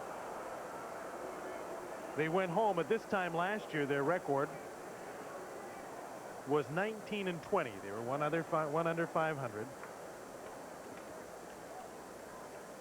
Well, that's how you start to build, by winning series. 2 out of 3 here, and keep it moving, especially in your home ballpark. After a while, it adds up. Get 10 over 500, then 15. Eventually, the Expos made it to 20 games over 500 last year. By the time they'd finished hosting the Western clubs, the schedule is the same. You come out on the West Coast and play these teams, and then you go home and host them. By the time they went back into the East Division last year, the Expos were 5 games above 500. So it's when they went home. It was on the West Coast trip where they went 6-3 last year, and then when they went home that they really got rolling and got up to 500 and never got back to it. Here's a pop-up for Luis Rivera. And Neal Heaton, same as his last start, same pattern, has trouble early, but is starting to settle down. Just 1 hit in the 3rd, and now in the 4th, for the first time, he gets the San Francisco Giants in order. But the bats have to go to work. Against Kelly Downs, it's 4-0 Giants. This is Labatt Expos baseball on TSN. Sudden, boy, is it turning into a hot day in San Francisco, California, with the Giants out in front of the Expos, 4-0. All 4 runs coming in the 1st inning off of Neal Heaton as Reed, Paredes, and Rivera come out to face Kelly Downs, who's given up just 1 hit to Montreal through his first 4 innings. But that was in the 4th. Maybe the Expos can touch him up a little bit as they come out in the 5th. As you can see, it is a beautiful warm day here today in Candlestick Park. There is a conspiracy against me here. It's the only park in the league, I'm sure, in baseball where you can go to the park in short sleeves and shorts, but you have to carry a heavy coat and a blanket with you. Right? Yeah.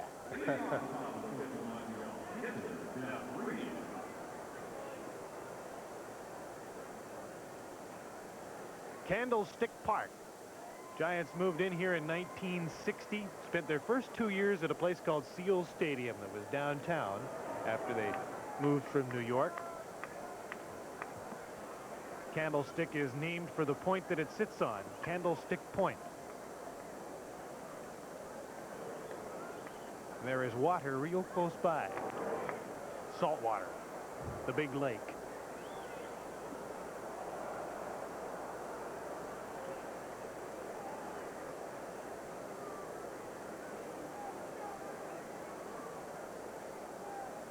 Count is 1-1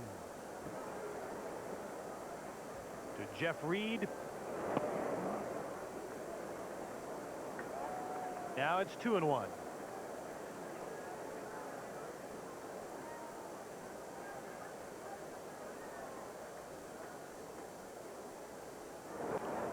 Fouled away. Reed and Santavania, the tandem that is now catching, look pretty good. I mean, the jury is still out on Santavania. He hasn't been around long enough for the Expos to determine whether or not he really has a long future in this game, but he has looked very good in his early starts in Major League Baseball, and Jeff Reed has really come around. He's shown that he can throw some runners out with his shoulder healthy this year, and he's certainly hitting for better average. So that was one of the questions that was asked at the start of the season. You know, will the Expos be okay behind the plate? There were some other questions that are still unanswered, like what about the keystone, second base and shortstop? Some awfully young players. A rookie at second base. Rivera, not classified as a rookie, but his second year. Uribe, the first base. Nice play by Will Clark to stay on the bag.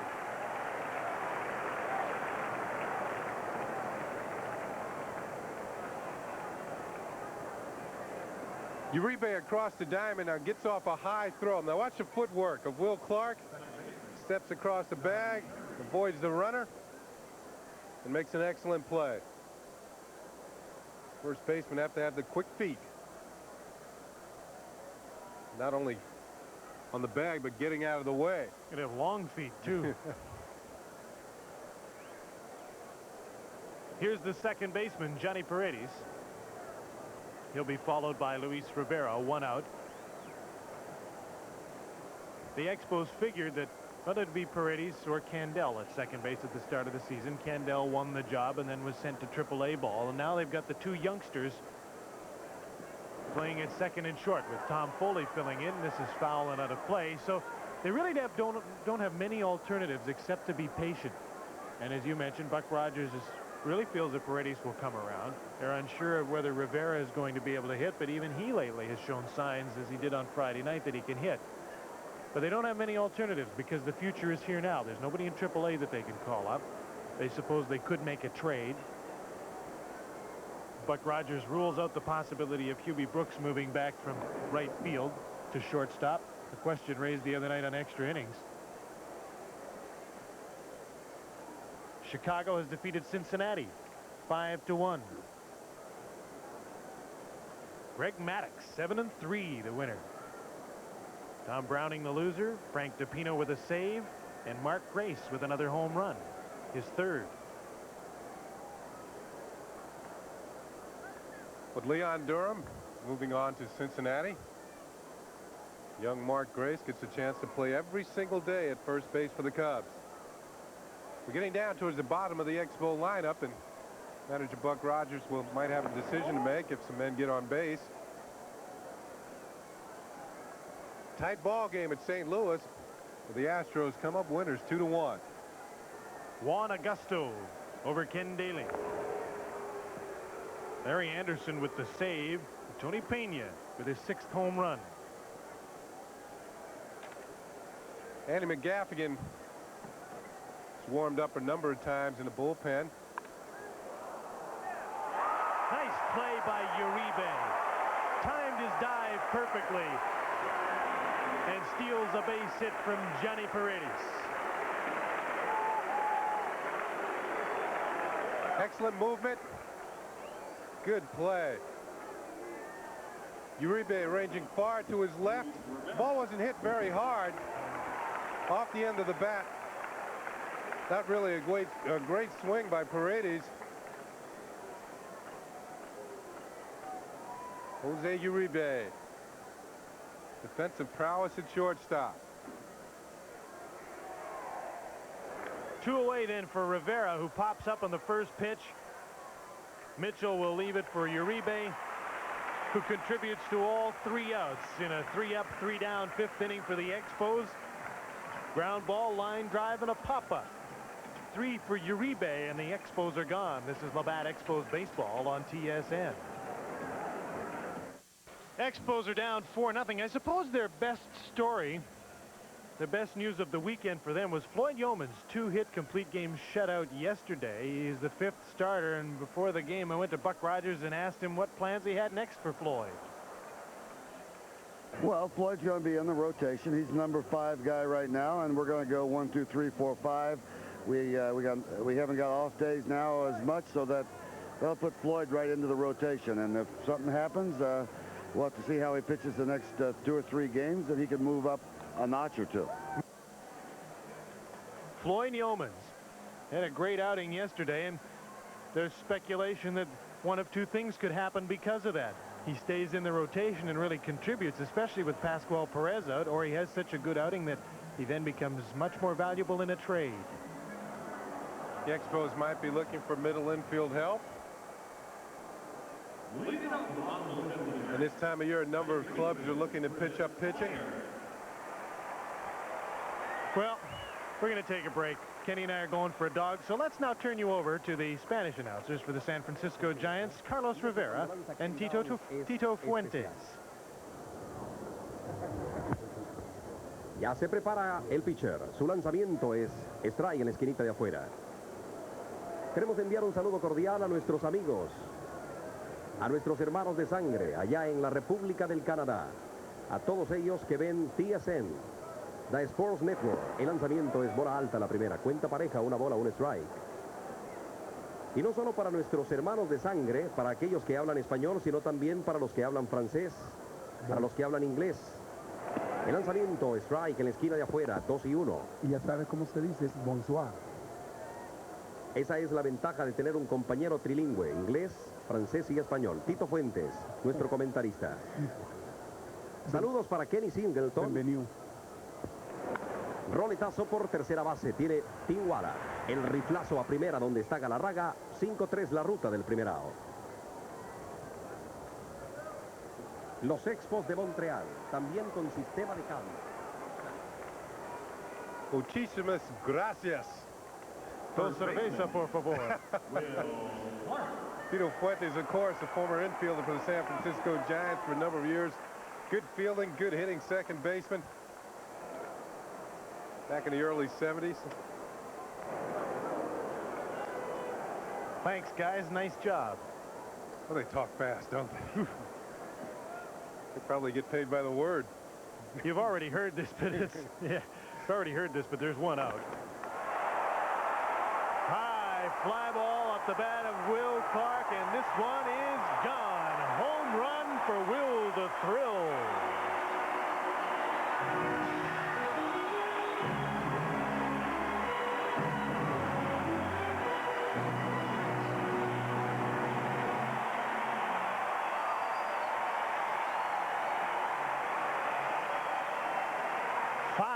Nothing for the San Francisco Giants on the solo home run by Clark, his 10th of the season. Great extension on the swing. Ubi Brooks looking up, flips the glasses down. He's going to have a seat, a ticket for those seats as he picks up the home run. Will Clark on his way to another 30 home run season. He can get his average up over that 300 mark. Where it was last year, that's a deadly combination. Home runs and average. That was the 6th home run surrendered this season by Neal Heaton, and the league-leading 44th by the Montreal Expos pitching staff. And it's 5-0. The hole is a little deeper for the Expos as Kevin Mitchell comes up with one out.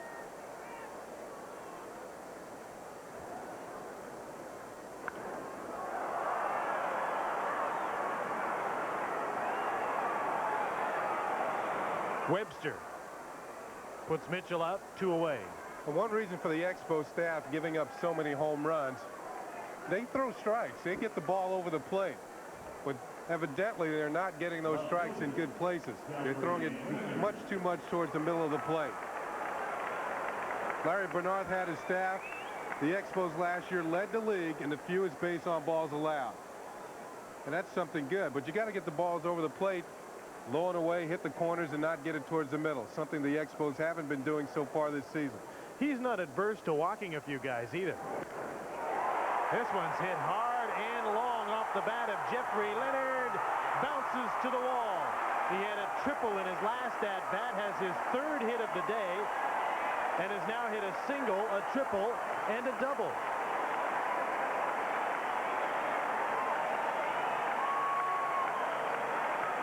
Giant fans applauding the lusty hitting by their ball club. Jeffrey Leonard coming alive against left-hander Neal Heaton. As we said, Meyer down in the 230s. The way he touched that off, he thought he had a home run. Ball short, Hopp's defense. Webster gets it in quickly. And now Leonard is 3/4 of the way to the cycle. Yeah. Down the line, he might have got that out of the park for Roger Craig, but he hit it to the deepest part of the ballpark. Heaton has 2 outs, and now he has a runner out on second base. Craig sitting on the bench, not much managing to do in a game like this. Your team ahead 5-0. Your starting pitcher is just mowing them down. Your hitters are just hitting the ball almost at will. Sit back and enjoy it.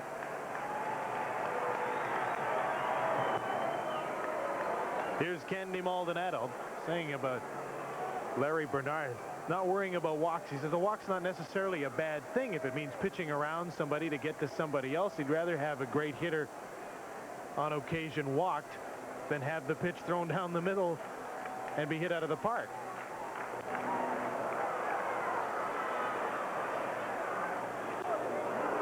If the lineup is conducive to it, there's nothing wrong with pitching around some guys. Situation right here. 2 outs. Maldonado, a dangerous hitter at the plate. Heaton did pitch around him in a way last time. He hit him with a pitch, put him on, and the Expos got out of the inning with a double play. Again, a situation of base open. The lighter hitting Bob Melvin on deck. But Heaton's going right after Maldonado in this situation. No balls and 2 strikes. Heaton stepped off, so Maldonado steps out. Count is 0-2. Sometimes being hit by a pitch is a compliment for a hitter. It means that the pitcher is actually afraid of it. Of course, sort you of don't a backhanded compliment. Yeah, exactly. You don't like the way it feels, but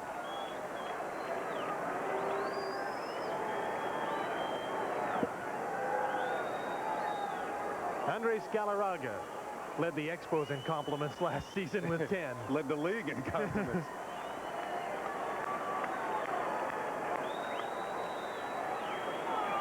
Oh-2 pitch off the end of the bat for Galarraga. Heaton is covering, and he's out of this one. Gets out of it with another run against. A solo home run, a mammoth shot by Will Clark, a double by Jeffrey Leonard. 1 run on 2 hits for the Giants. And San Francisco increases its lead over the Montreal Expos to 5-0 through 5 innings at Candlestick. This is Labatt Expos baseball on TSN.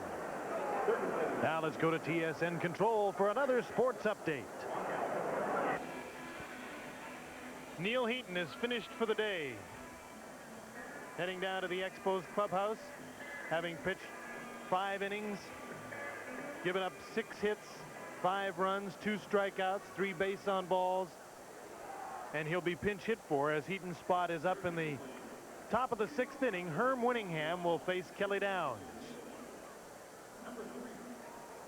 Kelly Downs riding a 1-hit shutout to this point as we move to the 6th. Winningham making his 9th appearance as a pinch hitter this year. He has 1 hit.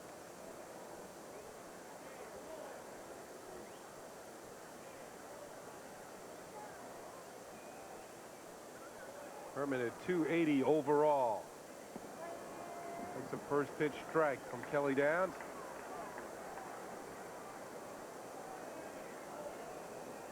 We're after Preakness Day. Name sounds very appropriate.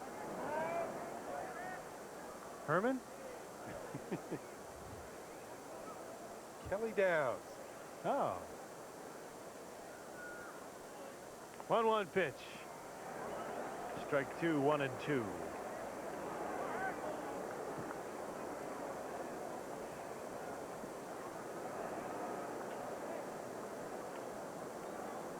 Winningham bouncing in and out of the Expo lineup as Buck Rogers trying to find the right combination between he and Mitch Webster. As the Who will be leading off. Ground ball on a split finger that sank sharply. Easy play for Will Clark, and there's 1 down in the top of the 6th. That brings up Mitch Webster, who's struck out in his last 2 appearances, but he had 3 hits yesterday. He's been struggling around the 200 mark, but maybe yesterday was an indication he's ready for one of those great streaks. I'm comfortable in the leadoff spot. It's something where, you know, I've done a lot in my career, especially in the minor leagues. It's, you know, if I hit first or second in the lineup, that's where I really like to be, because I'm not the kind of guy that drives in runs. I'm the kind of guy that scores runs, and it's a position that I'm comfortable with, and that's something that's pretty important for me right now, because I haven't been real comfortable at the plate all year. So I'm trying to get in one of those hot streaks. It'd be nice. A ground ball, and after making some fine plays, Clark can't make this one. And Webster's aboard for the first time with one out in the top of the 6th.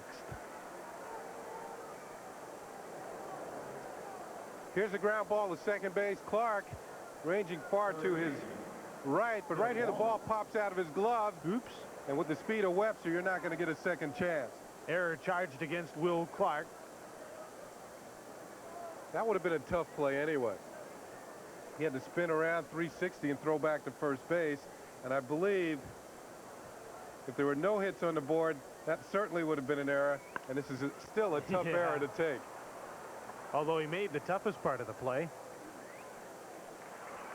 Fly ball to the right fielder Maldonado, and Tim Wallach is gone on the first pitch. And there's 2 away with the runner standing on first.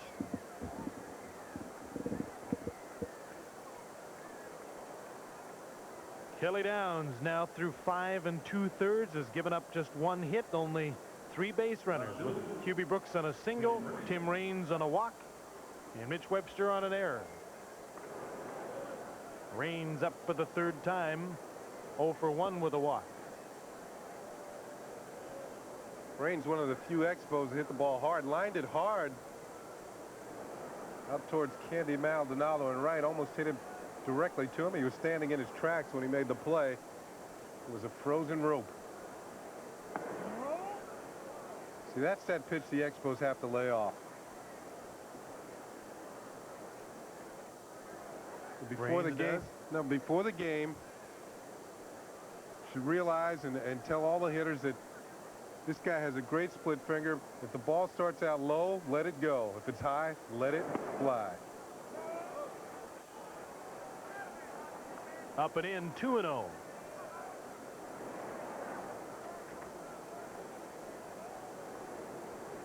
And by low, I mean low in the strike zone.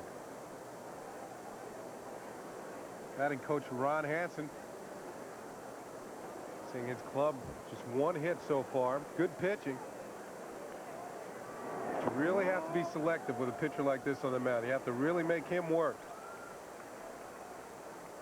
Now Raines has worked himself into a comfortable position against Kelly Downs at 3-0. Runner on first. Downs has to come to Raines.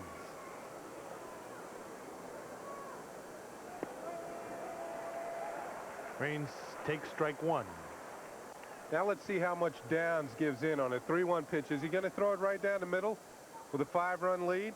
Or is he still going to go to that split finger to a tough hitter like Raines and try and make him swing at a pitch that's heading down in the strike zone or possibly out of the strike zone? He went to the split finger and missed.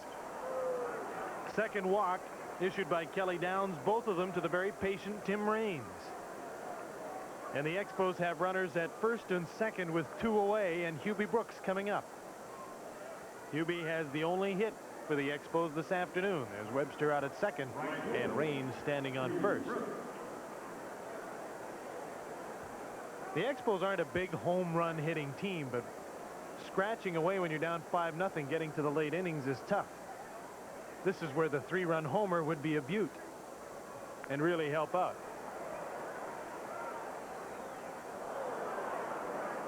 Downs is pretty stingy when it comes to giving up home runs. I believe he's just given up 1 home run this season. That's right. The staff has given up 34. 10 fewer than the Expos. Brooks hits it hard up the middle, and Butler tracks it down and makes the catch. The Expos have left 4 aboard today. This is the first time they've got 2 aboard against Kelly Downs. He's still given up just 1 hit, and now he's worked 6 innings. 1 runner got aboard in the error to Will Clark, the other on a walk, but both were stranded. This is Labatt Expos Baseball on TSN. In San Francisco, Andy McGaffigan will come on for Neal Heaton, who was pinch hit for in the top half of the 6th inning. Heaton went 5 innings, gave up 5 runs on 6 hits, struck out 2 and walked 3 through 84 pitches. 39 of them, very close to half, were for balls. Huh, so hot here, they're hosing everybody down. Well, the grass anyway. There is a reason for that, and one of the reasons is, it's so windy here at Candlestick Park. In most ballparks, they don't water the infield down because the wind has very little effect and doesn't blow so much dust. But here at Candlestick, not only do they drag the infield, they water it down and keep the dust down. And they don't just to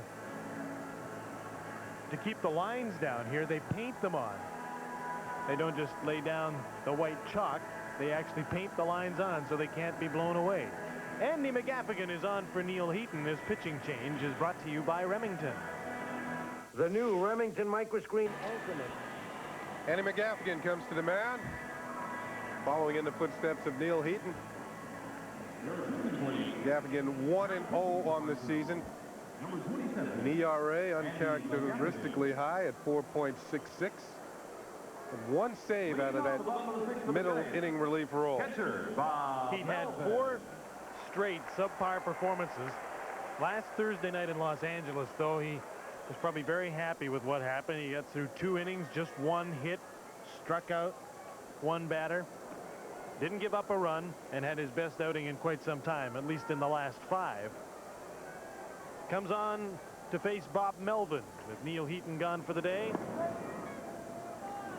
And the San Francisco Giants leading 5-0. McGaffigan was formerly property of San Francisco. Good swing and a miss.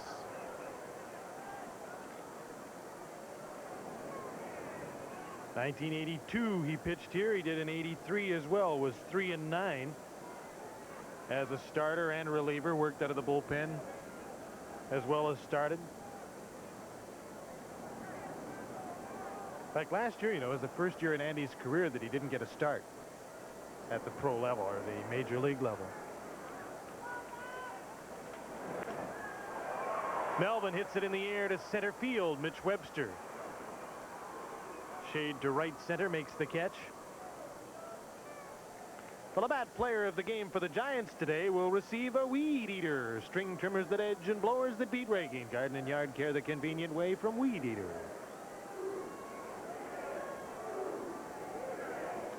Shortstop, Jose Uribe.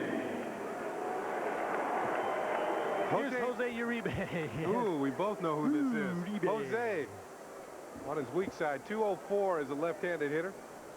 320 as a right-handed hitter. Major difference. Remember the deal that San Francisco made when Jack Clark left here, and they took an awful lot of heat, justifiably, for a while when they lost him to St. Louis. The deal in '85 was Dave LaPointe, David Green, and Gary Racich. Tough, easy for you to say, Racich. For Jack Clark. And Jose Uribe was involved in that deal as well. He's the only guy left in San Francisco as part of the deal. And he looks pretty good. I mean, the guy can hit 280, 290 last year, and is an excellent shortstop. Dave LaPointe, who was in that deal, is now leading the American League in earned run average with the White Sox. 1.64. Head of Chris Basio, Milwaukee, and the Rocket, Roger Clemens. So while the deal didn't look really good when it started, it looks pretty good now as Uribe plays real well, and San Francisco sure got a lot more for Jack Clark than St. Louis did.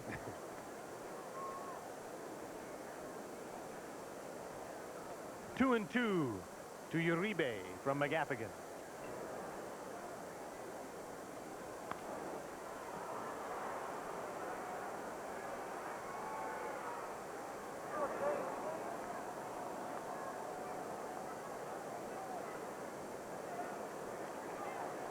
Milwaukee has defeated Toronto 7-1. They'll play the final game in that series tomorrow on TSN. New York over Oakland 2-0. Won 2 of 3 from the A's on the weekend.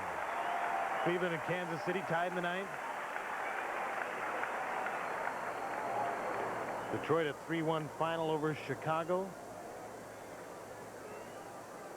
Boston whips California 12-4.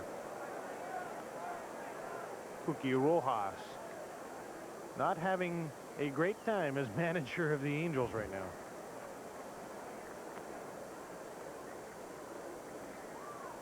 Kelly Downs, the hitter. Strikeout victim his first 2 times to the plate. The only 2 hitters that Neal Heaton was able to strike out. Minnesota.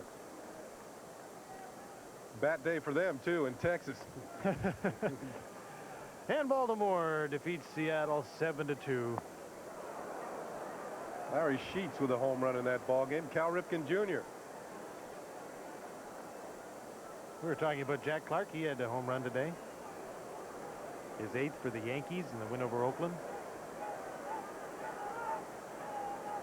Ball and 2 strikes to Kelly Downs.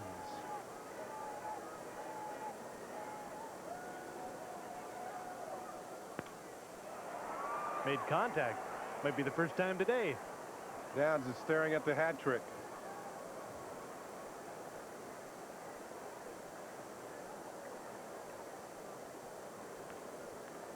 Three strikeouts, the hat trick. 4, the golden sombrero. 5, the diamond sombrero. There's the hat trick. 3 strikeouts for Kelly Downs. The first for Andy McGaffigan on the mound. And he has a 1-2-3 inning in relief of Neal Heaton. Missed that by a bit, didn't he? The Expos bats haven't made much contact today either. Just 1 hit off of Kelly Downs, a 5-0 Giants lead on Bat Day. This is Labatt Expos baseball on TSN. The Montreal Expos return home following this game and will play the San Diego Padres, the Dodgers, then the Giants at home. And next Sunday, a week today, when the Dodgers are in, fans attending the game can take part in Coke CKAC Radio Day. Fans will be given a radio in the ballpark. Chance to listen to the game as you watch the Expos play the Dodgers.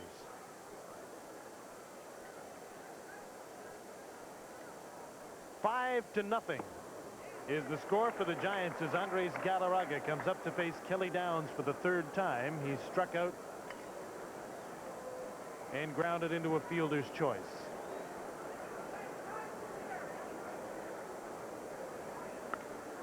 Galarraga hits this hard to right field. Maldonado is back on the track and makes the catch. So it's a long out for Andres Galarraga. A few Expos making solid contact today. Something Galarraga has done consistently all year long.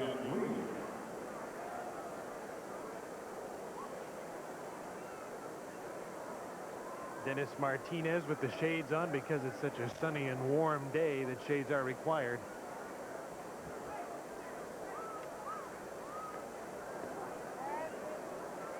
Outside pitch gets away from Bob Melvin. 1-0. Jeff Reed today has flied out to center field and grounded out to the shortstop Uribe.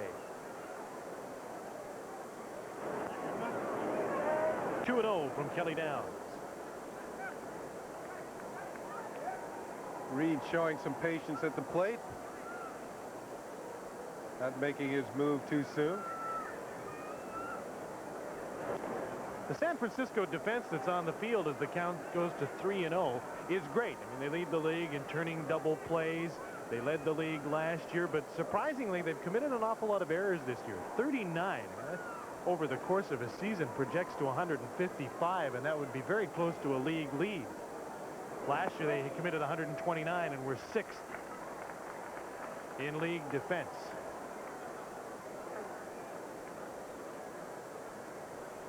Three-one pitch. Base hit for Jeff Reed. The second hit off of Kelly Downs, and with one away, the Expos get a man aboard in the 7th. Good piece of hitting by Jeff Reed, picking on a pitch out over the plate. lining at the left center field. And more importantly, he got ahead on the count, 3 balls and a strike, by not swinging at split fingers that were down in the strike zone, or actually dropped out of the strike zone by the time they got to home plate. Can a rookie like Johnny Paredes show the same sort of patience? Reed not being held on, the Giants with a big 5-run lead. Melvin's going to go out and talk to Kelly Downs. Telling you about errors. Do you know? Here's the pitch to Paredes. Dropped down and got away from Melvin.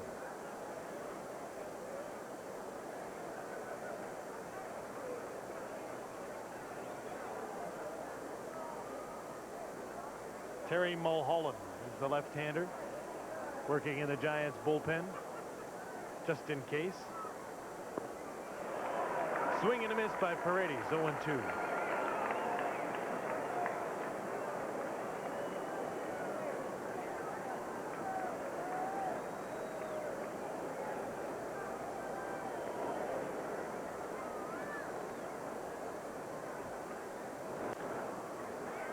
Popped up in the air. Soft pop-up for Jose Uribe, 2 away. No error there. Do you know what the record is for the most errors committed by one man in a Major League Baseball career? And who did it? You have to go way back for this one. And you may not remember the guy. I think it's what team? Teams. 15 seasons and 4 teams for Herman C. Long, and in his career he committed 1,037 errors. Now that's almost 66 per season, which leads me to believe the most amazing part of the record is that Herman lasted for 15 seasons. I was going to say, how did they keep him out there?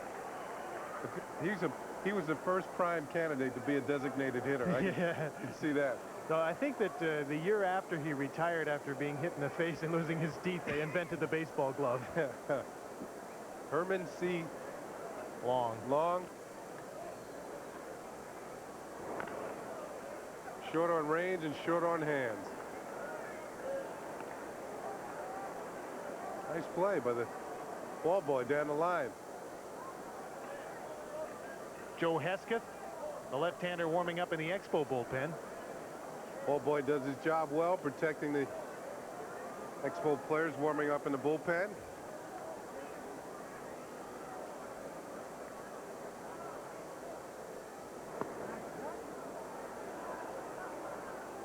One and 2 to Luis Rivera, runner on first base. Kelly Downs hasn't been striking out as many. He got 6 strikeouts, but he hasn't struck anybody out since the 4th. So as he goes through the lineup for the 3rd time, there's a fair ball hit by Luis Rivera. Jeff Reed is around second on his way to 3rd. It's a double for Rivera, 2nd and 3rd with 2 out, and the pitcher's spot up, and there'll be a pinch hitter for Andy McGaffigan. The last couple of ball games, Rivera has gotten a chance to play against lefties and righties, and his bat is somewhat rejuvenated. A home run and a double in the first game of the series, and today he slashes a double past Kevin Mitchell down the line. The Expos have runners at 2nd and 3rd and 2 outs, and pinch hitter Greg Nettles.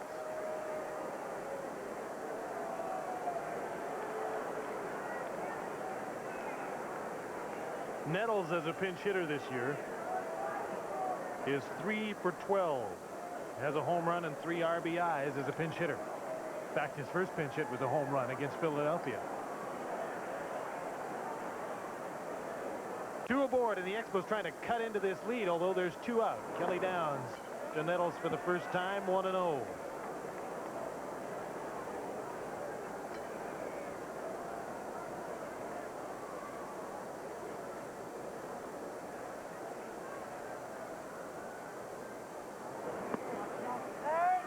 Outside, ball 2. It's the first bit of trouble for Kelly Downs.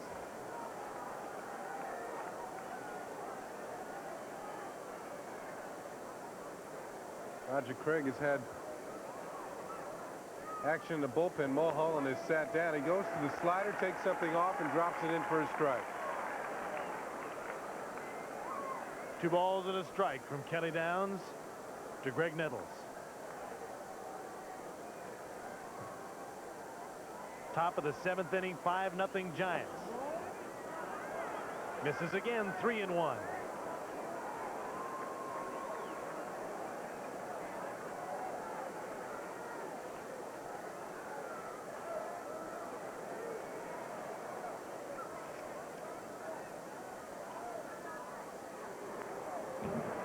You know, Nettles has made a good adjustment. He was an everyday player for a number of years, and it's not easy to learn how to come off the bench as a pinch hitter.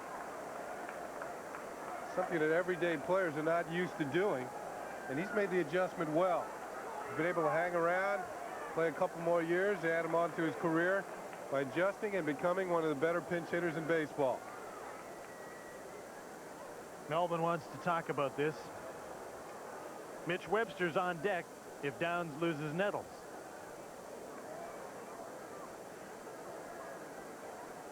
Bob Lillis with the headset, one of the Giant coaches, former manager of the Houston Astros. He's getting instructions on placement of the fielders from Gordon McKenzie, who sits up here in press row. Nettles hits this high to right field. Maldonado going to the corner, and he makes the catch.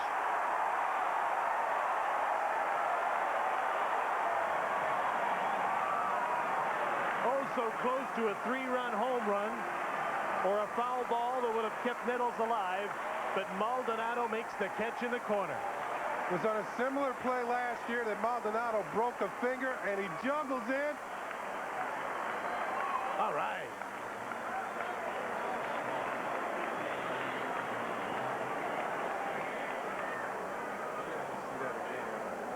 Buck Rogers is out talking to Lee Wire. Not so sure that he made this catch without a little help.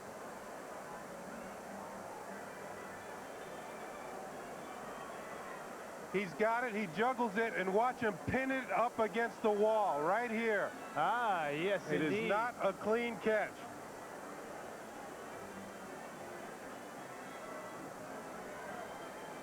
That should be ruled no catch, and whatever Nettles can make out of it, the Expos could have got a couple runs out of that. If you pin it up against the wall, it is not a clean catch. Instead, Lee Wire, who went back there, gave the catch to Maldonado. Buck Rogers and the Expos leave 2 runners aboard. They've stranded 4 in the last 2 innings as they've tried to get to Kelly Downs. Joe Hesketh is coming on. This is Labatt, Expos baseball on TSN. Maldonado is credited with the catch that you saw was pinned up against the wall. A couple of things to watch on the replay are, is the ball in fair territory when it hits him? So should it have been in there and a couple of runs scoring for the Montreal Expos? And then watch him pin it against the wall.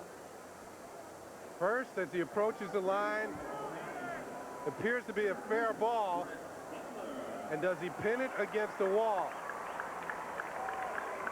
I would say he did. You can see the padding actually crease as he put pressure on it. Yeah. So I guess what it should have been is a base hit. 2 runs would have scored. With Maldonado right there, you don't know how far Nettles would have got, but that wouldn't matter. They would have got 2 runs in. Instead, they get nothing. And Maldonado gets credit, and the people in the park, without the benefit of the replay, think sensational catch. He did a nice job to get there anyway. Joe Hesketh in the pitch to the top of the Giant order. Andy McGaffigan did his job. 1 inning. No runs, no hits. Struck 1 out, didn't walk anybody, and Joe Hesketh is on.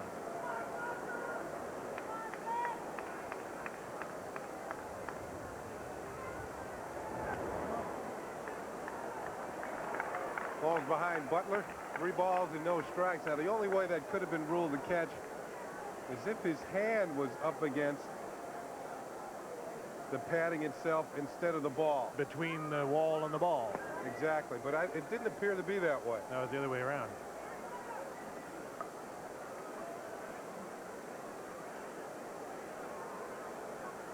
Lee Wire, from the distance he was away from it, could see that he came up with the ball. Pretty hard to make that call from where he was, to make the call that he actually got some help, some interference. That man knows for sure.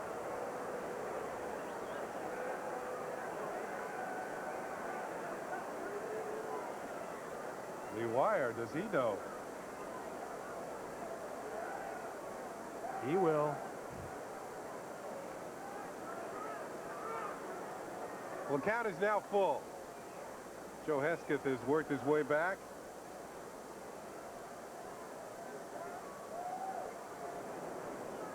Butler steps out.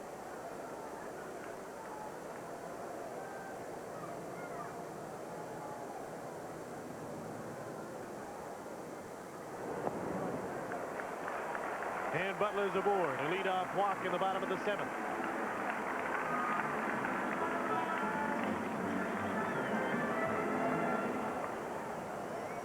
Second baseman, Chris Spire. Well, that same combination we talked about early in the game. Speedy runner, first baseman Butler, hitter at the plate, and Chris Spire. Excellent back control, a veteran. Can take a few pitches, allow Butler to straight steal if he'd like. Remember, left-handers on the mound with a pretty good move, and that's Joe Hesketh.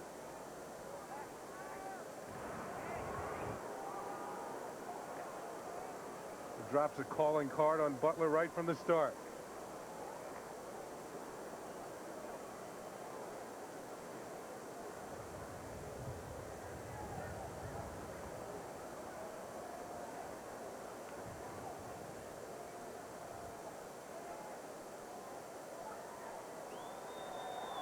Hesketh steps off as the wind swirls around and blew some dust up at him.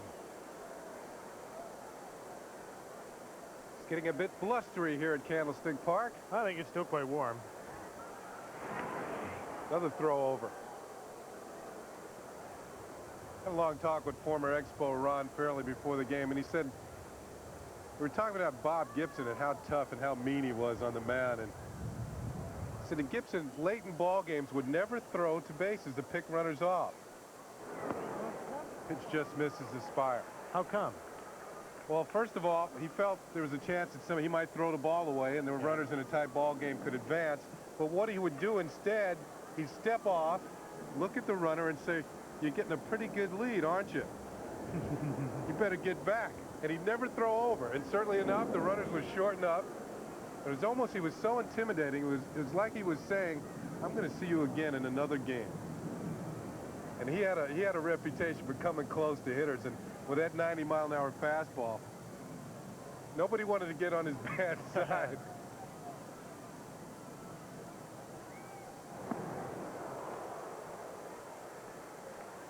There's Ron Fairley, former outfielder with the Montreal Expos. In fact, you guys playing the outfield together. Was it 73?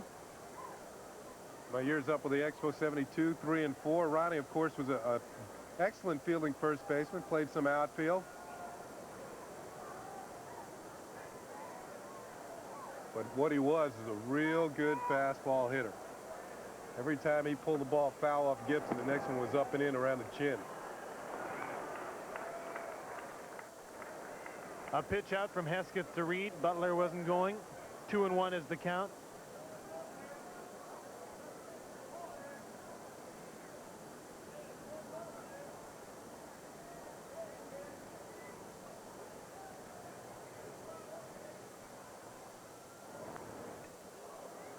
Fouled back by Spire. Butler was on his way.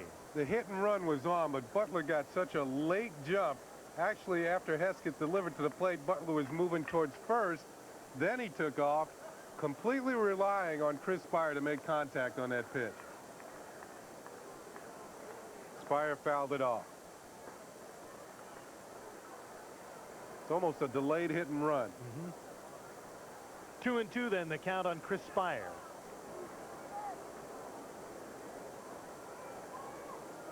Butler's going. Spire misses the throw. Safe. Stolen base number 7 for Brett Butler.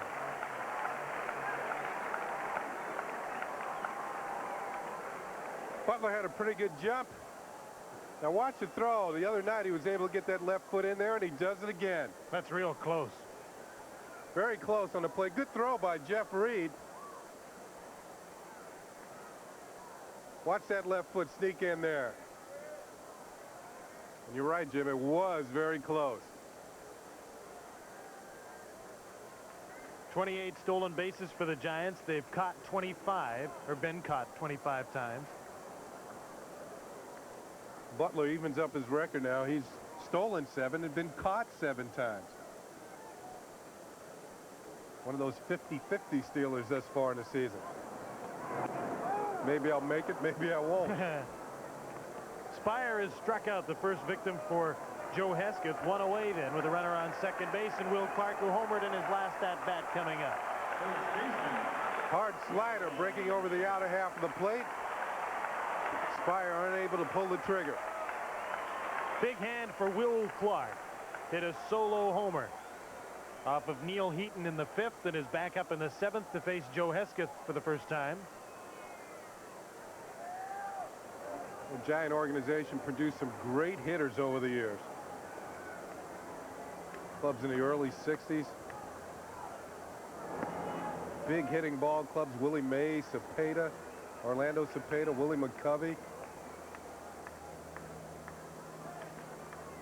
The Alou brothers. And Clark hitting 30 home runs. Hitting over 300 last year for the first time in his career. Count now is 2-0. Willie Mays did that 8 times. 30 homers and hitting over 300. That's how you make it to the Hall of Fame. Mel Ott did it 6 times, going back a little further. Orlando Cepeda did it 4 times. There goes Butler for 3rd. There's the throw. Safe. Another stolen base for Butler.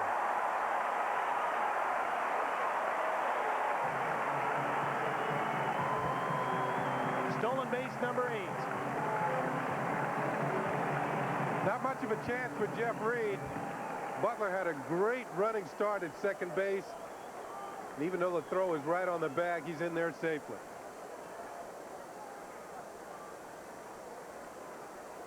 Got to give him a double look at second base. You turn and check him. You look towards the hitter, then you check again, and sometimes that'll slow him down. Runner on 3rd for Will Clark. 1 away. Infielders are coming in. Move into the grass on a delayed basis.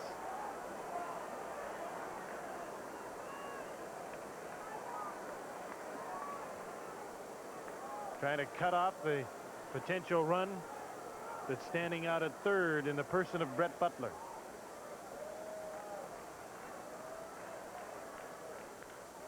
Clark on the ground, a base hit by the drawn-in infield.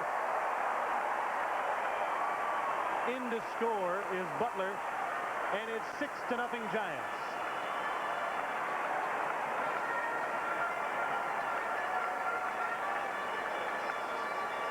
Will Clark with his 2nd RBI of the day.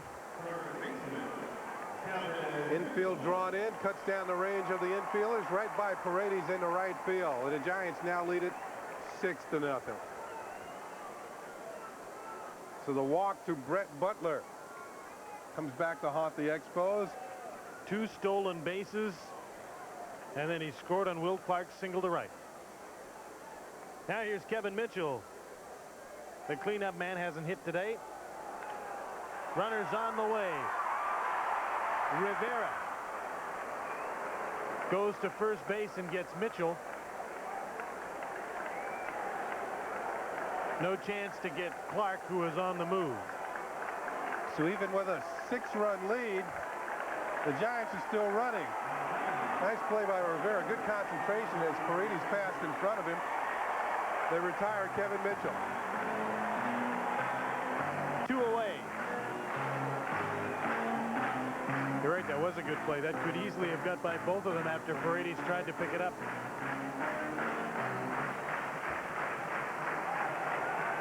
So here's Jeffrey Leonard, who singled, doubled, tripled, and is 3 for 3. 1 away from the cycle. Ball gets away from Jeff Reed. Clark is at third. Hesketh covering at home as Reed gets to the ball, and Clark will go no further. That ball scooted away almost to the Giant dugout.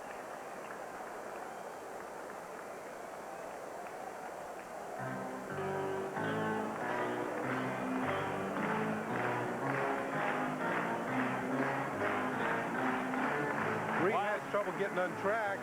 Clark makes a good turn. I'm going to stay at third.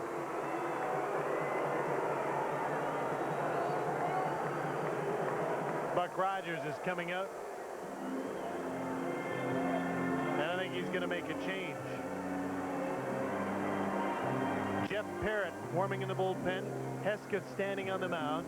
Count is 1-0 to Jeff Leonard, and he wants a right-hander to go against the right-handed batter Leonard.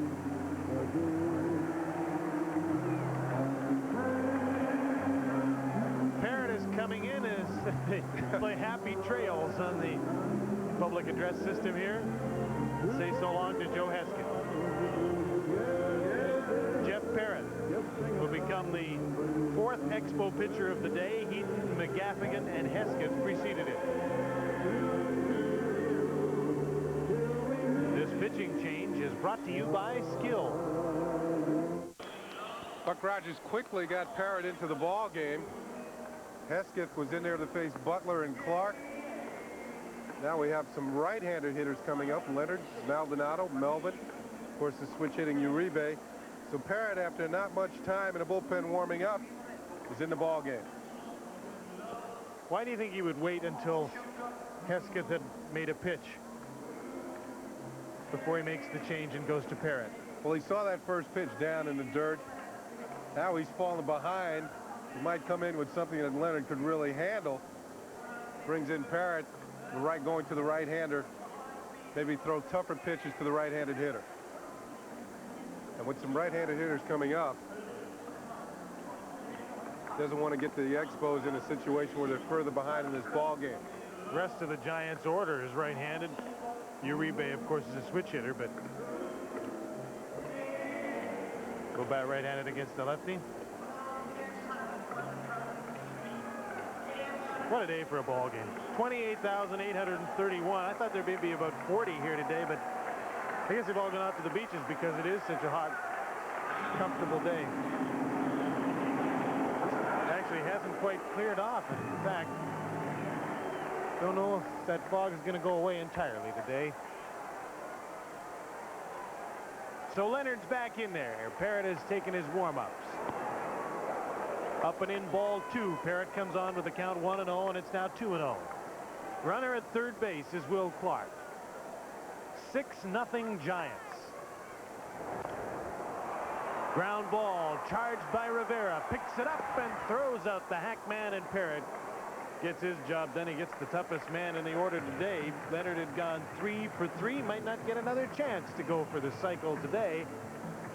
The Giants get another run in the 7th. A walk, 2 stolen bases, and a single by Will Clark drives in Brett Butler. Joe Hesketh is gone for Jeff Parrott. The Giants lead by half a dozen. This is Labatt Expos baseball on TSN.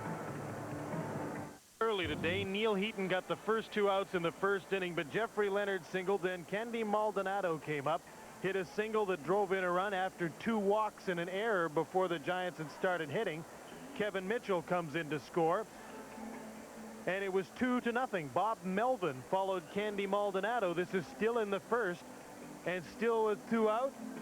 Raines charges the ball. It gets by him. It's a double for Melvin. 2 runs come in for the Giants, and it's a 4-run first inning. It's 4-0. Heaton lasted 5, was in trouble all the way, and the Giants got lucky too. Top of the 7th, 2 runners on, second and third. Pinch hitter Greg Nettles hits the ball to the right field corner. Maldonado appears to make a sensational play. In fact, does just to get there, but he bobbles the ball. Watch the crease in the canvas to his left as he grabs onto the ball with some help. But first base umpire Lee Wire ruled that he made the catch, that there wasn't interference. He wasn't aided by the wall. And so Nettles was out. No runs get in, and Kelly Downs is back on the mound with a 6-0 lead. 6 runs on 7 hits and an error. For the Giants, the Expos no runs, 3 hits and an error. And it's back to the top of the order for Montreal in the 8th with Mitch Webster up.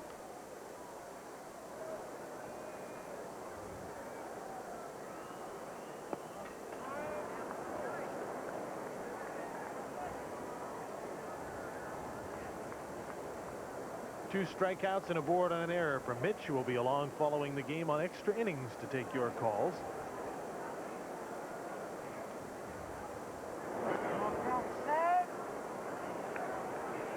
Last couple of innings, the Expos seem to be finally putting a dent in the armor of Kelly Downs. They still haven't been able to score, and they're down 6-0, and it's getting late.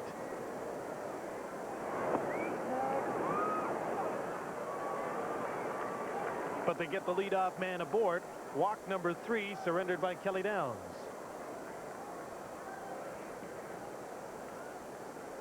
Third baseman, Tim Wall. Downs might be getting a little tired as we approach the latter stages of the ball game. One of the big men in the Giant bullpen gets busy. That's Scott Garrelts.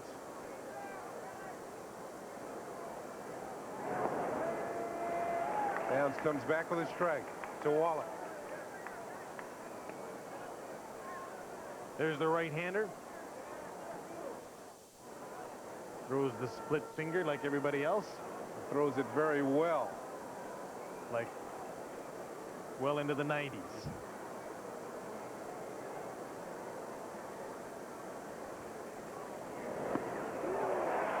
Kelly Downs trying to hang in there. Gets in front of Wallach, 0-2.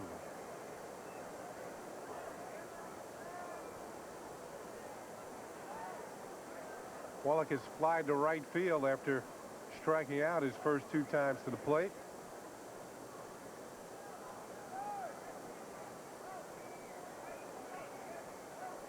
See Tim well off the plate. The stride directly towards the pitcher. Swings and fouls it off.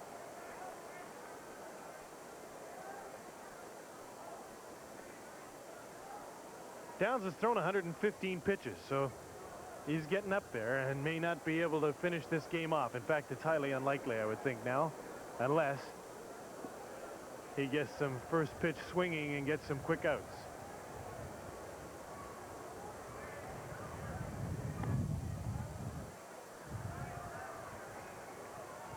Anytime a pitcher gets around that 115, 120 mark, time to look towards the bullpen. They almost like they're glancing over their shoulders to see who's warming up. Webster with a medium lead. Foul ball down the right field line. A lot of room here at Candlestick Park in foul territory. Another look at Garrelts.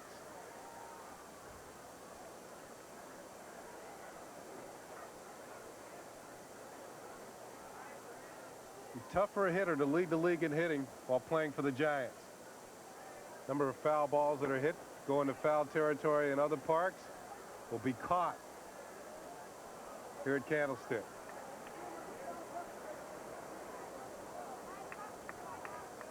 Count is 1-2 on Wallach.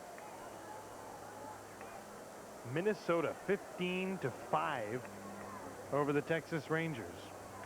Cleveland beats Kansas City 8-7-10 today. That's in the 10th inning. Cleveland, the Indians quietly hanging in there.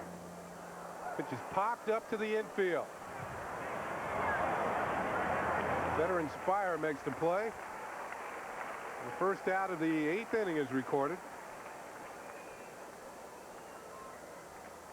One away and a runner on then for Tim Raines as Kelly Downs hangs in for another out.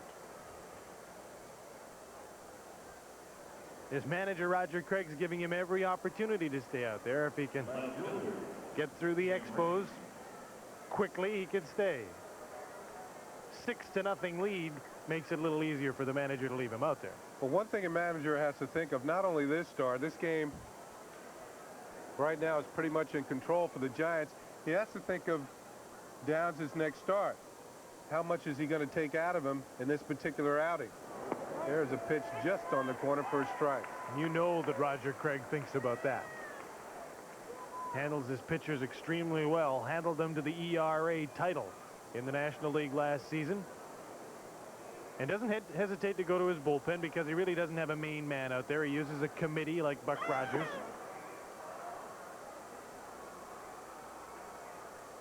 1-1 to Raines. Been very patient with Kelly Downs today, and he's drawn a couple of walks and hit one ball very hard to right field.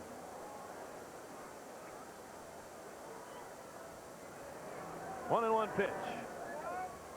Inside ball 2.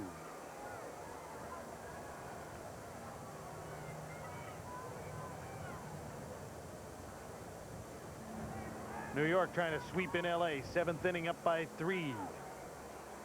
San Diego winning over Philadelphia. That's in the 8th inning. Close to wrapping that up.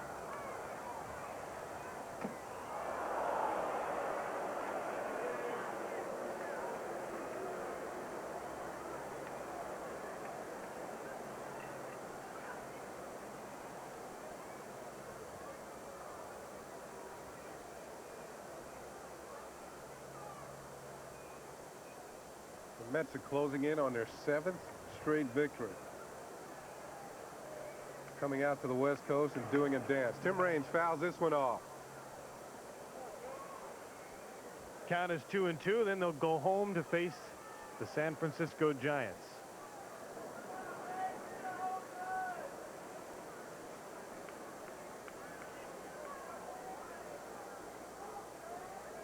David Cohn could go to what, 6-0 today? Had 12 strikeouts in the game against San Diego, career high. Ground ball. Spire will go to first to get Raines, leaving Webster to move on to second base. 2 away.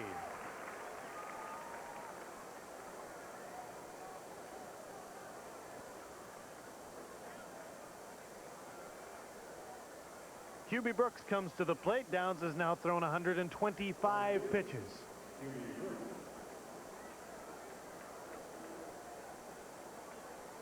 That's just half a day's work for Fernando Valenzuela, but it's probably quite a bit for Kelly Downs. Hubie Brooks hits this hard to left field. And it's a home run for Hubie Brooks. Just inside the foul pole, a 2-run shot, and the Expos are on the board, trailing 6-2.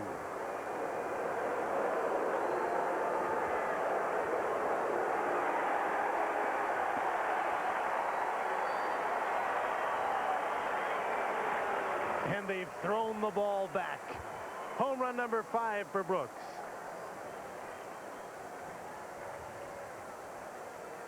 Hey, Hubie really turns on this pitch. Kelly Downs probably his poorest pitch of the day. This was hooking down the line. It was hard for us to tell from up here, but as you can see on the replay, that ball is definitely fair.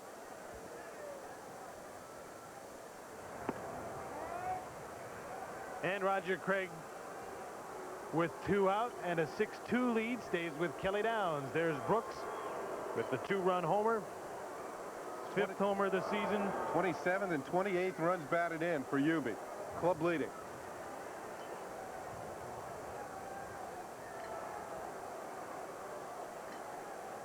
Now you can look back to the other situation that occurred in this game with Nettles pinch hitting and hits the ball into the corner. And as you saw in the replay, Maldonado, aided by the wall, makes the catch. Now, if that indeed was in fair territory when it hit him, as it looked to be, 2 runs would have come in there. But you look further, and Kelly Downs might not have been in the game to face Hubie Brooks for the home run. High fly ball from Andres Galarraga. Butler makes the catch.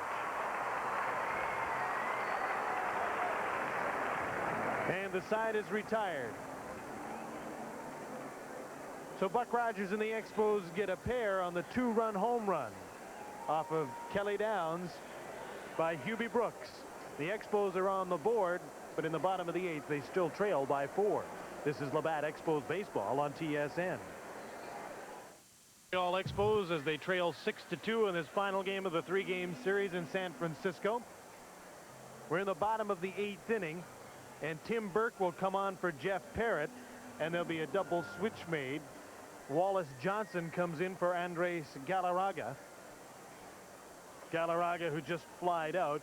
So Buck Rogers will put Johnson in the pitcher's spot and Tim Burke in Galarraga's spot in the order.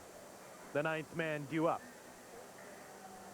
With an off day yesterday because of the complete game and an off day tomorrow, Buck Rogers works everybody today. Fourth man out of the bullpen for Buck. McGaffigan, Hesketh, Parrott, and now Tim Burke. Burke making his 17th appearance of the year.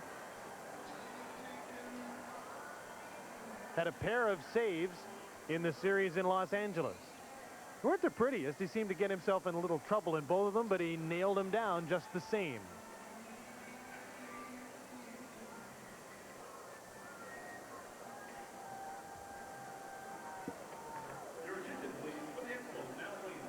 Definitely getting a little windy here at Candlestick Park as hot dog wrappers. Chilly too. No, I'm not cold yet. Hot dog wrappers and newspapers. This is more of the Candlestick we've grown to know and love over the years. Okay, so I admit it's a little chilly, and then I do have a sweater on. Still not bad.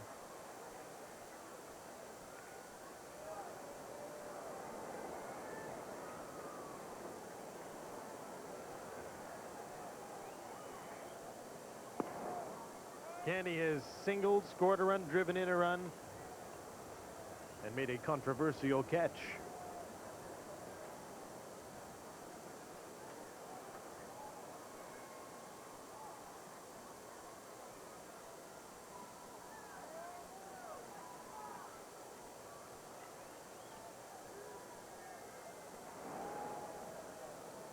Andy Maldonado from Humacao, Puerto Rico.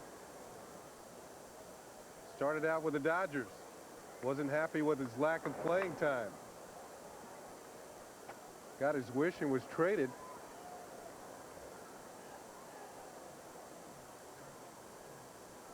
Now final, Cleveland over Kansas City 8-7 in 10 innings. Lasky over Garber. The Indians and the Yankees started today in a virtual tie for first place in the American League East. Mitch Webster will wrap up this fly ball. Saw him drifting with the wind. Speaking of wrap, the field is now covered in wrappers blowing around everywhere. Center field flags are starched on those poles. Melvin.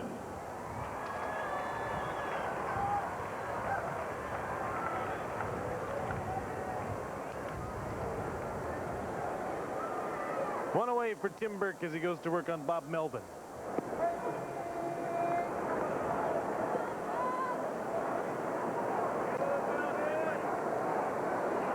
Bob Melvin had the big hit in the first inning, driving in the last 2 runs to make it 4-0. Loops went into right field. Brooks is going to have the long run, and he makes the catch. That'll bring up Jose Uribe. With 2 away. In the bottom of the 8th inning, a 6-2 Giants lead. Shortstop. The combination, and when you have a sunny day here at Candlestick Park and the wind, it's a poor combination for outfielding. Wind and sun.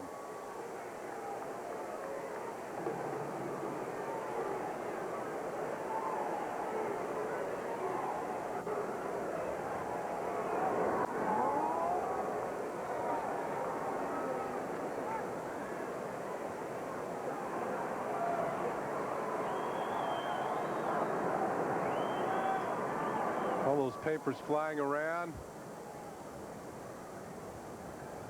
Might be a little tougher to concentrate as a hitter. Uribe swings and misses. Count is even up 1-1, but only time usually bothers a hitter is when the wrappers actually blow between the mound and home plate. That can get your attention. Sometimes it's a stare down between the pitcher and the hitter who will go out and clean things up. You get the cleanup hitter.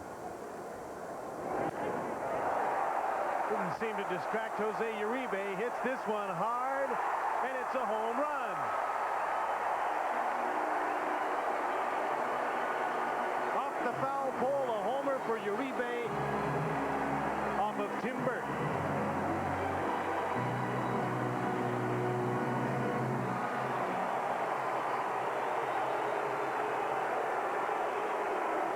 Jose Uribe with his second home run of the year, a hanging slider in the middle of the plate. He's now an official switch hitter. He's hit a home run from each side of the plate this season. He has arrived. Kelly Downs will not get a chance for the complete game today as Roger Craig goes to his bench for Mike Aldretti to come on and hit for Kelly Downs. Bottom of the 8th inning, and the score is now 7-2 Giants. Aldretti, a big favorite here at Candlestick. Hit very well during Candy Maldonado's absence last season. Local product from nearby Carmel, California. That's where Clint is the mayor, isn't it? Not anymore. Oh, he didn't get voted out? Or is his term up? His term was up. And he decided not to run for office again. Don't know how he could have missed that, because he didn't have the entertainment section. Speaking of terms, guys were talking to Buck Rogers before the game about suggestions he's had as the team has struggled. He said people have suggested that he completely reverse his order and put the pitcher first and all that. And somebody suggested that he might use the stars, and has suggested that he may use some astrology to determine his lineup, because well, it has been suggested it works in the White House. The base hit for Mike Aldretti. So Buck Rogers said, man, that's not a bad idea. And Reagan's kept his job for 8 years. Mike Aldretti with a base hit. Young man hit .433 against the Expos last year. He's 1 for 1 this year.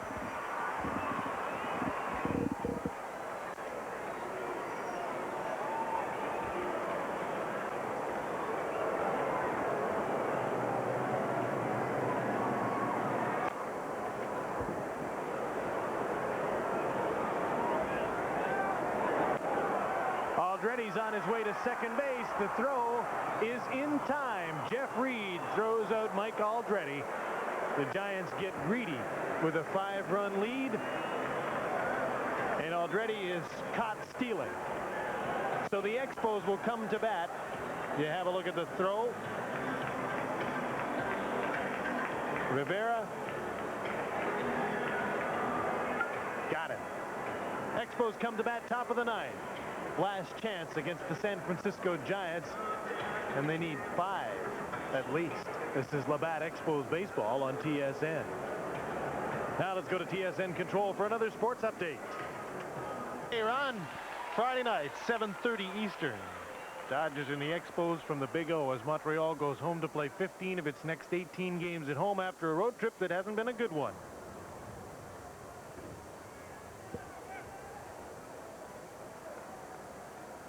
Lost 5 of 6 in Atlanta and San Diego, won 2 of 3 in LA, and now will lose 2 of 3 in San Francisco. There's Scott Geraltz on the hill, replacing Kelly Downs. Geraltz has gotten rid of the glasses, gone to contact lenses this year. You think in a windy place like Candlestick Park, that might be a little tough on the eyes. One of the hardest throwing relievers in baseball. Led the National League in strikeouts for relievers with 127, only 1 behind Tom Hankey's total for the Blue Jays that led the Major League relievers in strikeouts. Problem for Geraltz is that he's a little wild sometimes. He'll walk a few. In fact, his combination last year, Jeff Reed broke Geraltz's finger on a line drive. He tried to stop through the middle of the middle of the infield. Not the case this time. Reed flies out to left field.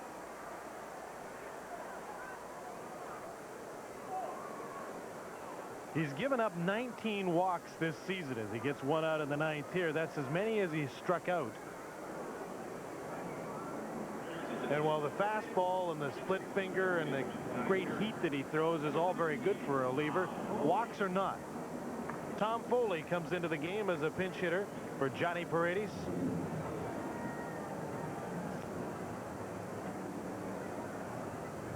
Buck Rogers playing the percentages. Playing with the left-handed hitter against a hard-throwing right-hander.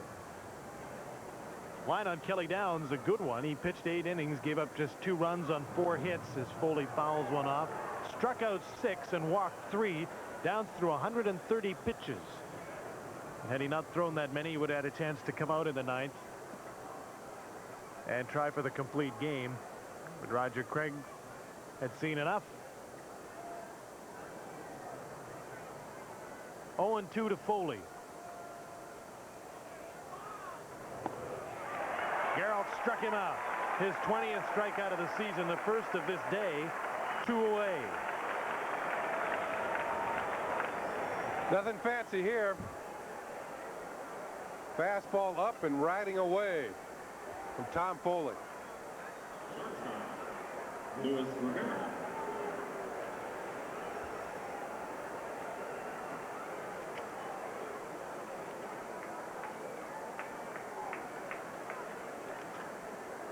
Expos are down to their last out of this road trip. So they'll finish the 12-game swing through the West at 4-8. Not very good. Against the West so far this season, the Expos are 10-13. They'll be 10-14. They'll drop 4 games under 500.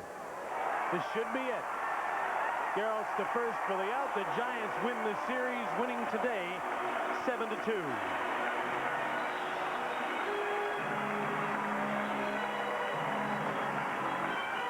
The Expos are now 2-9 in games in which the opposition has scored runs in the first.